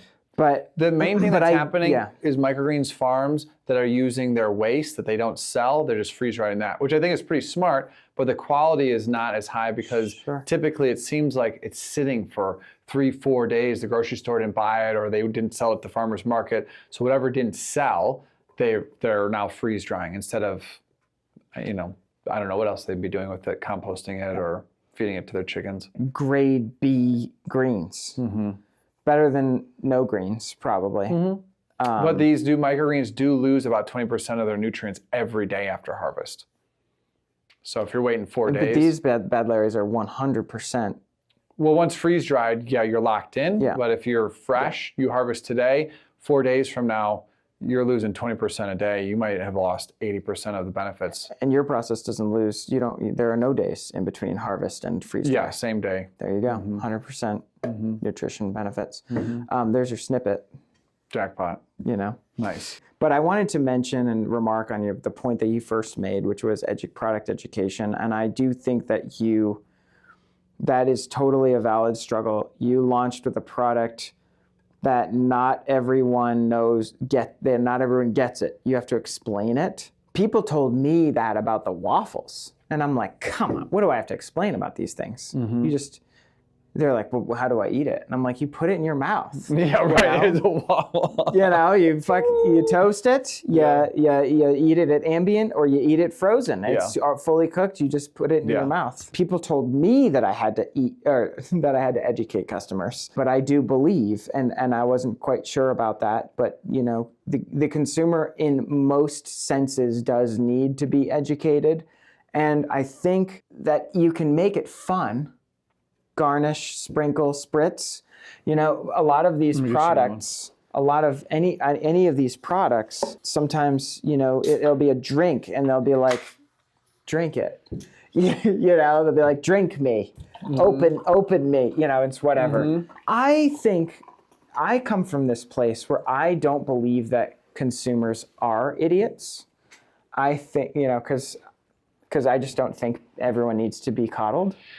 Well, when my understanding is most brands speak in a voice to about a 5th grade level, because that's what the average consumer is kind of is at a reading level or an education level of about fifth grade. I think my customer is highly educated But I know big brands that are putting out blogs and emails and things like that, and they're like, we are communicating in a fifth grade level. That's the average consumer.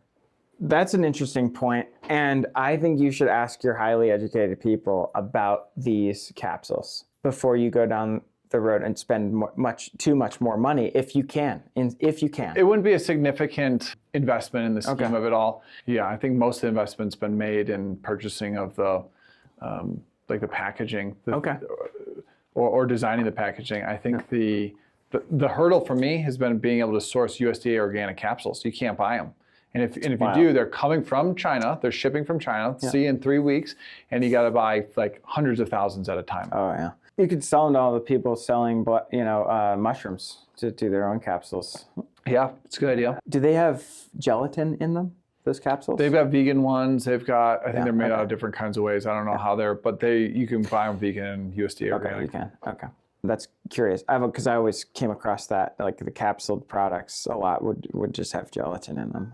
What's gelatin? Is that not vegan? That's like the horse hoof type of a thing. Oh, really? Oh, yeah. What a wild thing to make it out of. Yeah. So you use fruit pectin instead of gelatin as that agent. Okay. So anyway, we digress. But anyway, I went through a lot, and I ended up, having people come to my bike ride. I was making waffles to lure them in. And then I got calls and texts, hey, where could we get those? Could you bring those over? I'd make a batch of waffles. And then I A/B tested my my vegan and the non-vegan, blind tested. What was the difference? One had eggs? So yeah, one had egg and butter, and the other one had golden flaxseed meal and like earth balance or some margarine, like something else, or palm shortening, because that was the shortening I could get my hands on at the time. So anyway, I would do these blind tests, and I'd give a bag of six. Which one do you like better? And then they would say like, I don't know, they're both really good, and but maybe like this one, I guess if I had to choose. And it would be the vegan one, which was really interesting because it did have more of a nutty taste with the flaxseed in it. It's not overpowering. It's just texture. So walk us through what the ingredients of your average product is. All right. We've got wheat flour. Yeah, from what's the most in it to maybe the least in it. I'm trying to remember. Yeah. On the label. Wheat flour. Nice. And all this is organic? No. Too expensive. Sure. Well, probably. How much more expensive do you think Double. organic double? No. Maybe more than that. I mean, a bag of flour is $10 for a 25-pound bag. A bag of organic flour is, it's double. Yeah. It could be more than that. I do use some products are organic. I do use an organic, sustainably sourced palm shortening from this brand that goes to Naturally Boulder occasionally, or they did before I stopped going to those events. But I'd like to go back. Should we go to a Naturally Boulder event? I don't even know that they even have them anymore. I don't think get they do. advertised to them. I don't see anything. Yeah, what I did was the mentorship program. That's the thing. That was cool. I mentored someone and was mentored by someone. I was a mentor and a mentee. I was phenomenal. Loved my mentor and loved my mentee. I love that. Oh, okay. That is something I'm trying to monetize for myself. So I really enjoy practicing it. I want to help brands go from that 0 to 1. Hey, you're less than a 1-year-old brand. I really know how to help a 1-year-old or less brand. Cool. I want people to pay me to do that. That's really interesting. Okay. So that was Naturally Boulder. So my second agreement Well, is... let's definitely go to an event. I don't even know if I don't have any on my calendar. Pre-pandemic, I know. probably. It seems like the whole thing. And now they're Naturally Colorado. Yeah. They've, which is, that's probably great, but I don't know anything that's going on there anymore. Yeah. Okay. So I've got palm sugar. Then I use organic dark brown sugar. I use a brown sugar instead of just a plain cane sugar. Okay. Why do you do that?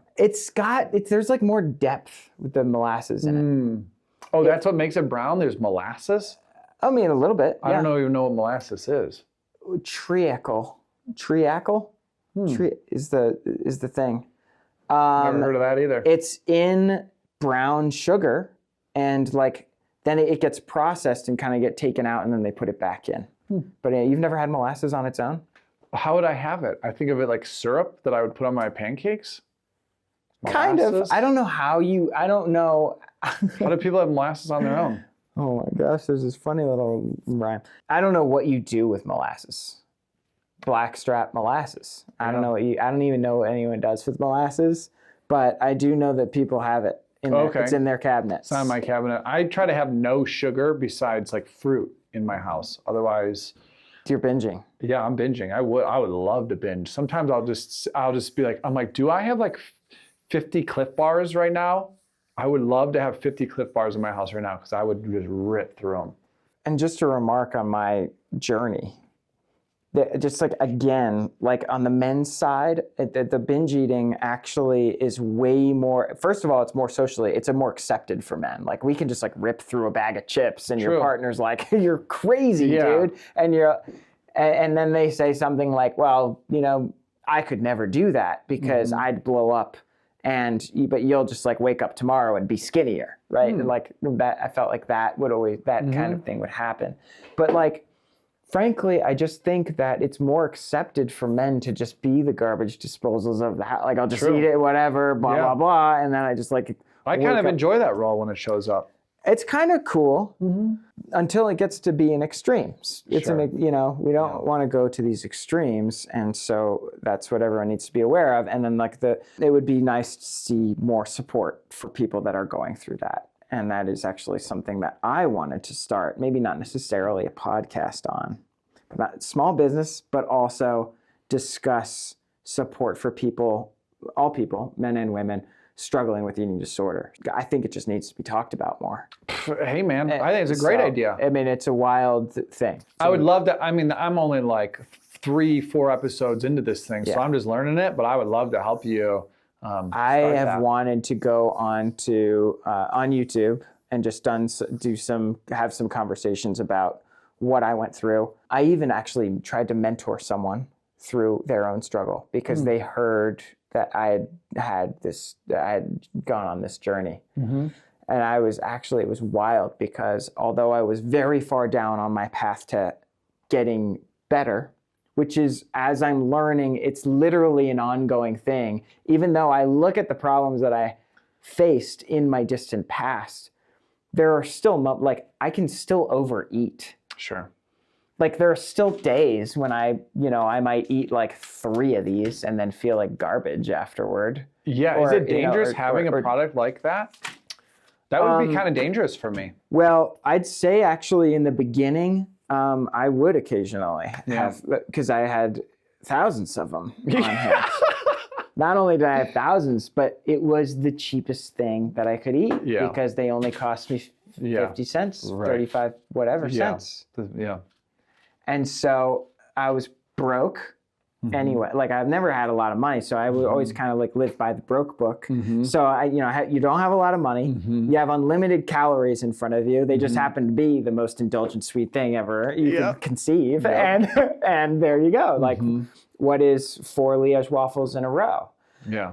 What is interesting is that like they do digest better than a lot of other things.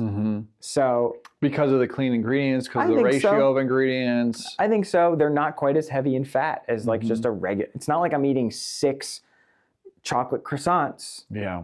Croissant. Yeah. You've got like those are like a bomb. Okay. It's heavy. It's a little rock. Yeah.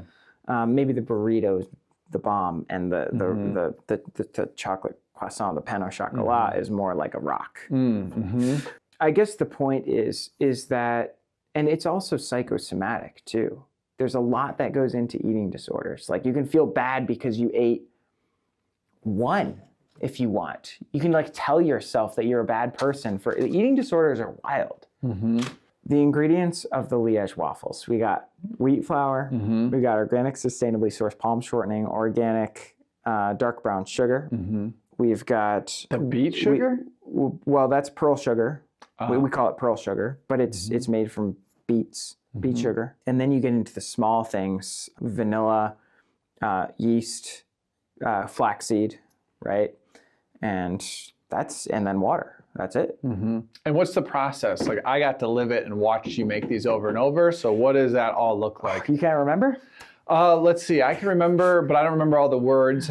You were mixing it all up and then letting it like sit. And what's happening when it's sitting? It's like rising. Yeah, it's it would like rise. proofing, or... Yeah. Well, it wouldn't really proof until that was like a cold fermentation. Like we would take the dough. So anyway, we don't do that process as much anymore because it really didn't make as much of a difference. But it was kind of fun when the yeast was activating. That was the yeast activating. And like what we would do for the folks listening, at least, because you'll remember better, we would mix the yeast in warm water, and then we would put our 25-pound bag of flour on top of that. Okay. And then we have that hang out for like 5 minutes. And then... do you mix the flour with the yeast or just sitting on top of it? For just a minute, it's sitting on top. And then it starts to... You can see... The only thing you can see is the top of the flour. So when you dump the 25-pound bag, it's 25 pounds. It's like an avalanche of snow. It's just dumps, right? But you let it sit there and you kind of watch it settles. And then the yeast is activating, and there's bubbles getting formed. There's air getting, CO2 and whatnot. It's eating the sugar. It's just like munching on the sugar of the flour. Bubbles are forming, and it's creating pressure on the flour pile. And then all of a sudden, you see these little cracks start to form in the flour. Which is kind of cool. You're like, okay, so the yeast is activating. And it's flour that has been mixed with water. No, the flour has not been mixed. Oh, so it's just dry? Dumped on top. Oh, okay. And underneath, you have the water and yeast mixture. Okay. That's activating. Okay. So then what we would do, and we don't do this process, by the way, and then we dump the shortening, the brown sugar, the flaxseed, and we've mixed the flaxseed with its own water at this point, so it congeals and turns into that eggy, drippy, gooey consistency. And then we put all of that in cinnamon or maple flavoring and whatnot. And we don't mix the pearl sugar in yet. And then we mix everything together. We don't overmix, because if you overmix dough, bread too, it gets stiff, and so you don't want a stiff dough. So what we do is you mix it for no more than 2 minutes, even if it looks like it's not quite mixed all the way. You just stop the mixer, you take it out, you put it in cold storage. So we put it in a bin, and then we let it sit for 24 to 72 hours, really, in the refrigerator. So it's cold fermenting, and then we take it out one morning. Or one night, because we've been taking the dough out at night, and then it comes back to room temperature overnight. We mix it again, no more than 2 minutes again, but with the pearl sugar in it at this point. And then you've got this nice soft dough that's ready to be made into Liège waffles. And that's when you get the waffle presses out. And that's when we fire up the presses and do the fun part. And you have very fancy, I remember you have very fancy presses. Is that what you call them, presses? Waffle irons. Waffle irons, yeah. You can call them a press. I feel like a lot of them, some of them there's one iron that has stuck with me since the beginning. Yeah, because they break. Machines break. They just go, the handles rip off, like things get unthreaded, and then the heating elements just like burn out. Yeah. I've had like 4 waffle irons die, and what sucks is they cost $1,300 a pop. And so that's just that's an amazing cost. Because you're making 1 waffle at a time on that, or is it 4? You can make 4 at a time. We cut them into 90-gram dough balls, and then and 4 to a thing. Close it. So what does the future of waffles look like for you? Wow, second podcast on that one. I've been facing a lot recently on the Vafels. I have undergone a rebrand that no one knows about. I have developed product that no one knows about with a co-packer entirely. My finger is on the button to outsource all of production, and no one knows about that. Well, some people do. And we've developed gluten-free, the first ever gluten-free and vegan stroopwafels. First to market there. That's all a big deal. I mean, I'm carrying a lot of stress because there are quite a few moving parts. I've got I've got 3 co-packers to juggle. I've got almost a dozen SKUs now. I've got a rebrand, and I have multiple different producers for those packaging materials between Canada and the US, and in different sizes. Sounds like a lot. And I'm simplifying. I'm cutting SKUs. I cannot I'm wait adding SKUs, to but do also that. cutting SKUs at the same time. Smart, and I can't wait to get, I do need to do that. I am actually doing that. I'm actually cutting SKUs, with the exception that the gluten-free stuff was like, it's just, no one has that. Like I get to be first to market to something. I was first to market with the Liège waffles, but no one knew about Vafels. Like Eggo has vegan Liège waffles. What keeps you going? So you've been in this game for a minute. Totally. I have determined that I am insane. That's it. I don't know. This podcast is brought to you by B Micro, organic freeze-dried microgreens for easy, natural nutrition. Sprinkle them on any meal and enjoy the benefits. Shop now at bmicro.farm and use code STEVE15 to save. I think that there are some people in the food industry, even our friends, that have dropped out of the game. And swear to never come back again. I don't know if I would encourage anyone to make a food product and sell it. It makes me appreciate food so much more. The complexity to bring any type of food product to market, let alone a fresh product that has a short shelf life. Makes me appreciate it. That's interesting. Sometimes I get bitter about the food industry because I see, and you have competition coming up. I've got a lot of competition, big competition. And I see a lot of food startups, and I'm sure you do too, the ones that are successful are the ones that go to market with $10 million behind them. Yeah. Okay. And they just put it all into marketing. And a lot of it is marketing based, not product forward marketing. I think that the small brands, if you don't have the money behind you, you have to be product first. That's what the brands like, I think you have this. I don't know how you could do a better job than what I'm doing right now. And I try to be product first. I am product first. It's very expensive to be product first. But how else are you supposed to do it? And if you can't compete on, ad spend? I pulled back on advertising digitally for about 2 years solid. Organically, paid, both? I had a website, so I guess SEO is organic. Mm-hmm. I did not do any paid ads, aside from $60 a month on the Vafels name, and maybe like Liège waffle or something. On Google. Right. So because I'd been lured in by agencies who wanted to do this, that, and the other thing, $3,000 a month retainers, we're going to do this. And then it's like, oh, but you need all the creative. Here's the $20,000 creative agency to go talk to. Guess what? I'm burned. I don't have $20,000. Guess this is over. And there's nothing guaranteed, and you really don't even know how good they are at their jobs. And then you're like, well, do I go borrow money for this? And this is where I would love to have more in-depth conversations and podcasts and get deeper into the game of talking to startups and even doing the advising. And one of the things that there's a buddy of mine is starting, he's got a pretty successful product. It is a platform bed that goes in the back of a car for car camping. Easy overnighters, folds up, goes in the back of, it's kind of a universal application, right? Goes in the back of small cars and SUVs. It's called Helebox. HeleOutdoors.com. Shout out Helebox. Helle Outdoors, HELE. Send me one, I would use it. Honestly, I have a truck. Does it work in a truck? It does work in the truck. It's a cool product. Thing with products like that, you can really only sell it once.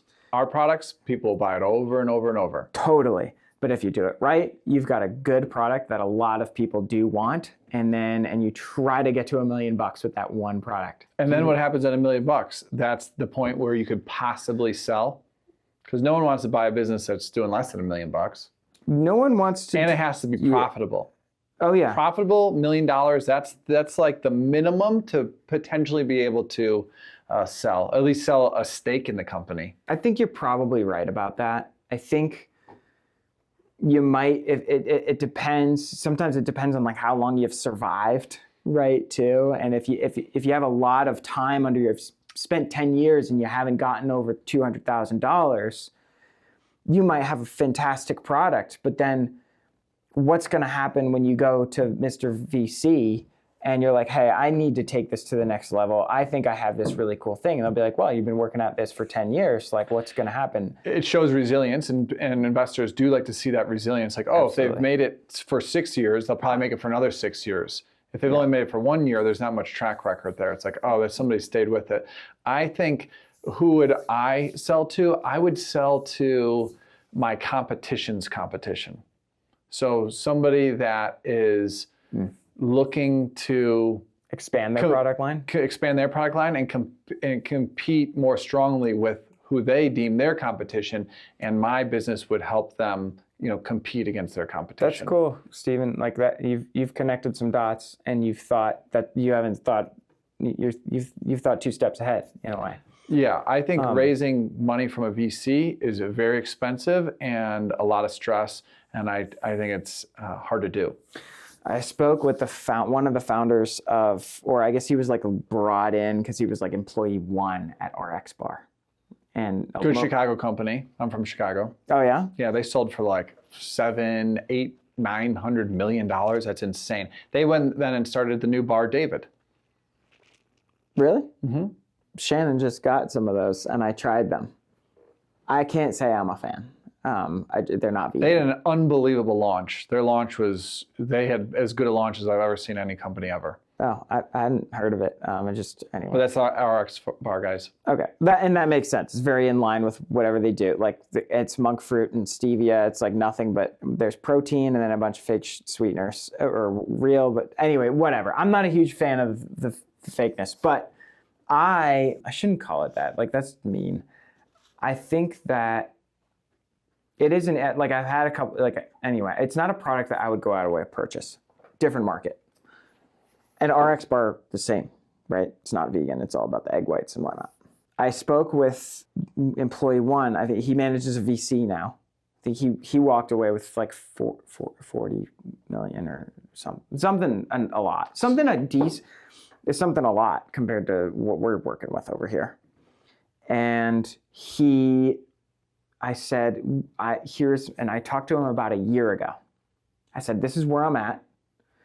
I am trying to get this product, like I'm not even in grocery stores yet, really. I'm wrestling with going to grocery or direct to consumer sales. B2B, retail or e-com. And so I've got that problem, but I also have another problem, which is I've got Liège waffles, which aren't shelf stable and need to be frozen. I know they do great on e-com, but the frozen category is competitive, and shelf space is just like, it's brutal. It's like so hard to get. And I just, and I haven't tried to do it at retail really, and I don't know about it. And I would say that my packaging in those bags isn't very retail ready as far as like a conventional approach to buying waffles by consumers. Okay. And then I have this other product, the Stroop waffles. But there's some competition out there. But I am one of the few doing vegan on that front. It's just not my flagship product. It was my pivot. It was my pivot to maintain doing something vegan that's in line because it's a European style waffle and it has some element of shelf stability. And then if I can bring the gluten-free Stroop waffle to market, then I will have that will be like the feather in my cap as like bringing the iconic. This is a Stroop. Yeah, this is a Stroop waffle. So you're going to make a gluten-free of that. Yeah, I didn't have samples to bring. It was like the thing that I wanted. Oh, no big deal. Bring. What is this VC saying? And I wonder what the temperature is on the natural product space right now for investment. I have some ideas. He says, if the only reason you'll want to do anything with VC is a plan to exit, and don't plan to exit because the chances that you exit are incredibly slim. If you're growing organically and steadily, stick with it through thick and thin and get your business to $5 million in sales. If you can do that, you can live a very good life for yourself. These were literally his words. And then essentially the message was, if you can build the business that sustains you and is profitable, someone will want to come in. Then you'll get acquired. But don't go and like try to be like the exits. We hear about the exits on the Guy Raz podcast, How I Built This. We hear about the exits on YouTube. 99% of people aren't doing the $50 million exit. That's the wild, like the Siete chips. I'm sure you heard about that one. Yeah, like 1.2 billion. Crazy, right? Good for them. Is it possible? And to think, it's a chip company. They had a lot of competition out there. They have some good products. I buy their chips. But I think to plan for the exit is wild. I think to have it as like, hey, I would love to be doing these sales numbers. How am I going to build my business to do these sales numbers with 10, 15, 20% profitability on the top line? That's the healthy business structure. I think that more businesses need to be building their companies with profitability in mind and strategize on growth with product first marketing strategy. Because like not everyone's going to be coming in with 10 million bucks. That's the only way that you can afford to build and not have it be profitable, is if you've got an infinite amount of money to just, that's more like the tech approach. I don't think that works with food, because tech, the margins are so big and you can just print more software. It's like infinitely scalable with very little extra cost. But people are doing it. That is how people are doing it in food, or at least they're coming in, and I don't know where they're going, right? But like, I see like I guess I don't want to make assumptions because no one's going to really tell you. Anyway, I was thinking about Meaty, MEATI. I know them well. I don't know what happened. I don't see much about them. They raised a lot of money. Yep. Something to the tune of $160 million. And they were just really poorly run.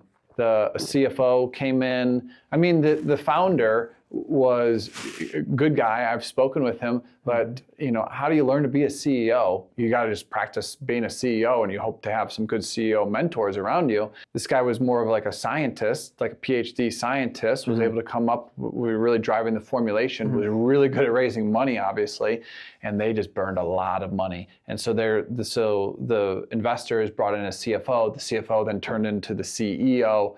The former CEO then turned into like the head of product development and like partnerships and things like that. And I think Are they done? They're not done.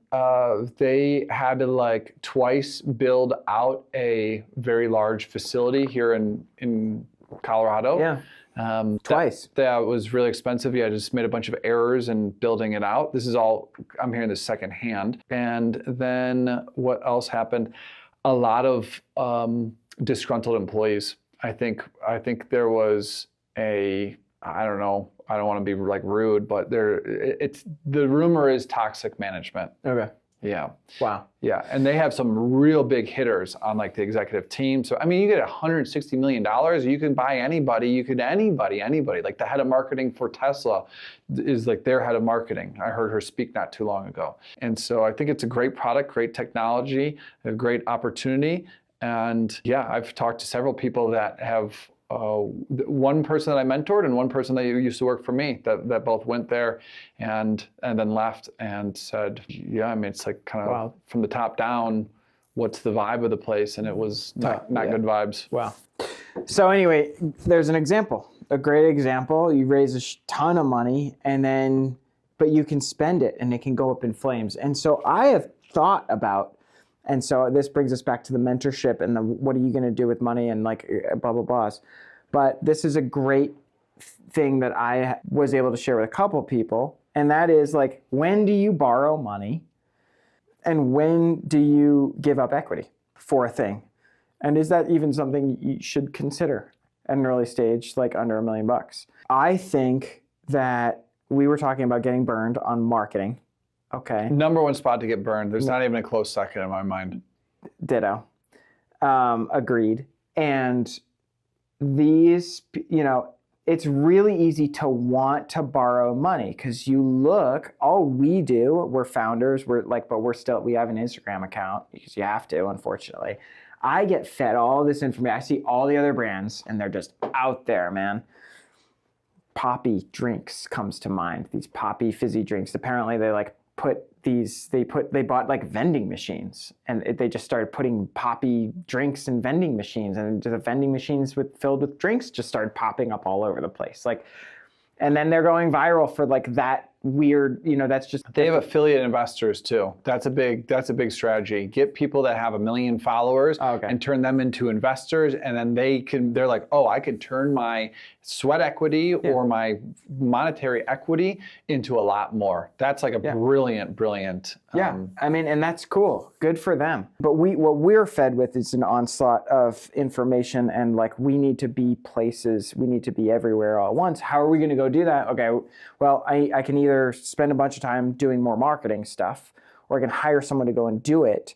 And if I'm going to go hire someone to do it, I only have $1,500 a month to spare, unless I go and borrow the money to go and do it, or I give up the equity to go and do it. On the other side is if you have a salesperson and that salesperson is crushing it, you're in groceries, you're in KE, you're doing $20,000, $30,000 a month in a district, and you're running short on product. That's when you go and get a loan because you've got the demand. It's easy to go and get a loan at that point, but it's very difficult to make the case to take the loan for the marketing efforts, but it's also so tempting. It's so tempting.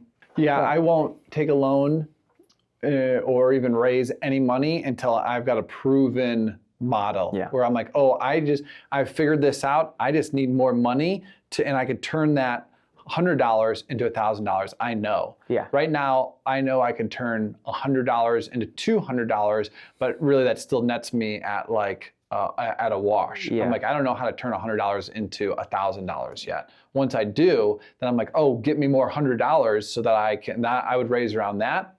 Outside of that, I'm like, it's not worth raising for because I could learn with that money, but I want to raise on something I've already learned and proven I could scale. And you know what, these brands that have they have a lot of these were single founder entities, right? So there's no one to share the load. I'd love to have you as a business partner. I've just brought in a fractional business partner. Oh, you did?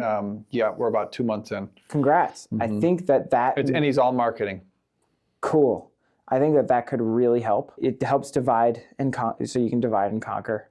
Because marketing is actually the thing I almost never get a chance to do because I'm still managing our production. So I think it's the number one thing. Yeah. I think it's all marketing, and that's the skill that I'm just practicing right now. Yeah. I'm like, this is sponsored by Be Micro, and it's like, how do I put more out there, and then also how do I get better at it? Because the better, maybe it'll take years. But wouldn't it be amazing? 5 years from now, I'm like, I wish I started a podcast when I started this business, and I'm 6 years into the podcast. I'd be like an amazing podcast host that it's just going to happen. Whatever you practice, you're going to get good at. So I'm like, I'm happy that I'm practicing now. I really would love you to start a podcast. And I think we start the first couple minutes of your podcast at the end of this one. And we just practice it. Just see what it feels like. Oh, we could. I certainly didn't get to everything on the agenda. Who cares? We're just flowing. This is all just practice. You're practicing over there. I'm practicing over here. We'll clip it up. Whatever comes from it, it comes from it. But who cares? Cool. The best thing for me was I got to hang with you for 2 hours. No, it was good. And really get to like connect. I was like, that is freaking sweet. I've heard other podcast hosts say that, like, hey man, when do we get 2 hours together uninterrupted, just you and me, no phones, like we're on this, and then we could pull some gems out of this and share with other people too. I was talking to Griffin about starting a podcast. It's funny trying to pin him down to a topic, and then you put like both of us on the phone or whatever together is really difficult. But Griffin has some interesting thoughts. He comes from like the investment world, more like investment banking and also real estate development side of the world. And so I think he brings some interesting perspective to CPG. So would I do CPG again? Only probably because I've spent time in it and I've seen like I might be able to identify the gaps Yeah, you know it well. a little bit better. And there's some passion. There's like such a strong backstory to it. For me, I'm like, it's almost like I have to do this. There's times where I feel like I get into like this victim mentality that I can get out of, but I'll fall into this victim mentality of like, I built myself a prison and now I'm living in this prison that I built, and like, what have I done? Why am I here? You know what I explained to Shannon the other day? I've had some like some wild ups and downs with the business. Yeah. And I explained to her, I said, Shannon, look, here's what I did. I took myself, I created a product that required me to work on it. And so I basically like had this idea. I put a fence around myself, locked the fence, and I'm in here, and I have to be in here. Yeah. And there's no, I can't like stop dealing with the production because I don't have the money to take a rest. So I literally explained the prison by building a fence around myself and trapping myself in there. Same thing, yep. The other day. So But we got to get ourselves out of that mentality as well. How do we stay positive? Another thing that I think is there's winners and there's quitters. I don't know how true that is, but I tell myself that all the time. And I'm like, I'm just not going to quit. I'm going to win. And that has definitely not been beneficial to me in other areas of life, like in a personal relationship. I'm like, oh, I am going to win this relationship. It's like, oh boy, that doesn't work. I think what we're talking about right now is what I really want the podcast Sick. to be about. Let's wrap this up then. What do you want to leave the people with? What's a message, and then where can people find you and learn more about you? I want people to leave with no tummy aches at eatvafels.com. You can find these Stroop waffles, which are plant-based and organic versions of the European-style Stroop waffle, the Dutch-style Stroop waffle, or of course the Liège waffles as well, which are still handmade. Possibly not going to be handmade. We are just totally bumping up against what we can manage, and we're working 6 days a week making waffles. And are you recording that? I feel like that's content. The kind of content I try to make is this builder behind the scenes content. Like, hey, here's a day in the life. Let me build in public. I'm doing that the best I can. I think that's my narrative. I definitely need to spend more time doing all of that and sharing, just in the same way that I think that there were some good snippets of this, but it's education around what it is, how you get it, how to eat it, and all It's worth it. So. It's a skill set that's worth it. I would say on average, a year ago, I was averaging under 1,000 views per video. Now, of my last 10 videos, I'd say I'm averaging over 10,000 views per video. Just on Instagram. And then I post on every platform. So organically, it's like, what would it cost to get 10,000 views on Meta? It's like, there's a real value. Totally. You should come work for Vafels. You want to be the marketing guy? I'd love to give you free consult on your podcast. That's excellent. Interview me and I'll tell you everything I understand. Okay. We will. All right. So where can people find you again? They can find me behind the scenes, but they can find my products at Vafels, VAFELS.com. Plants are pretty healthy. Like, what's not to like except Brussels sprouts? I do like Brussels sprouts. I do too.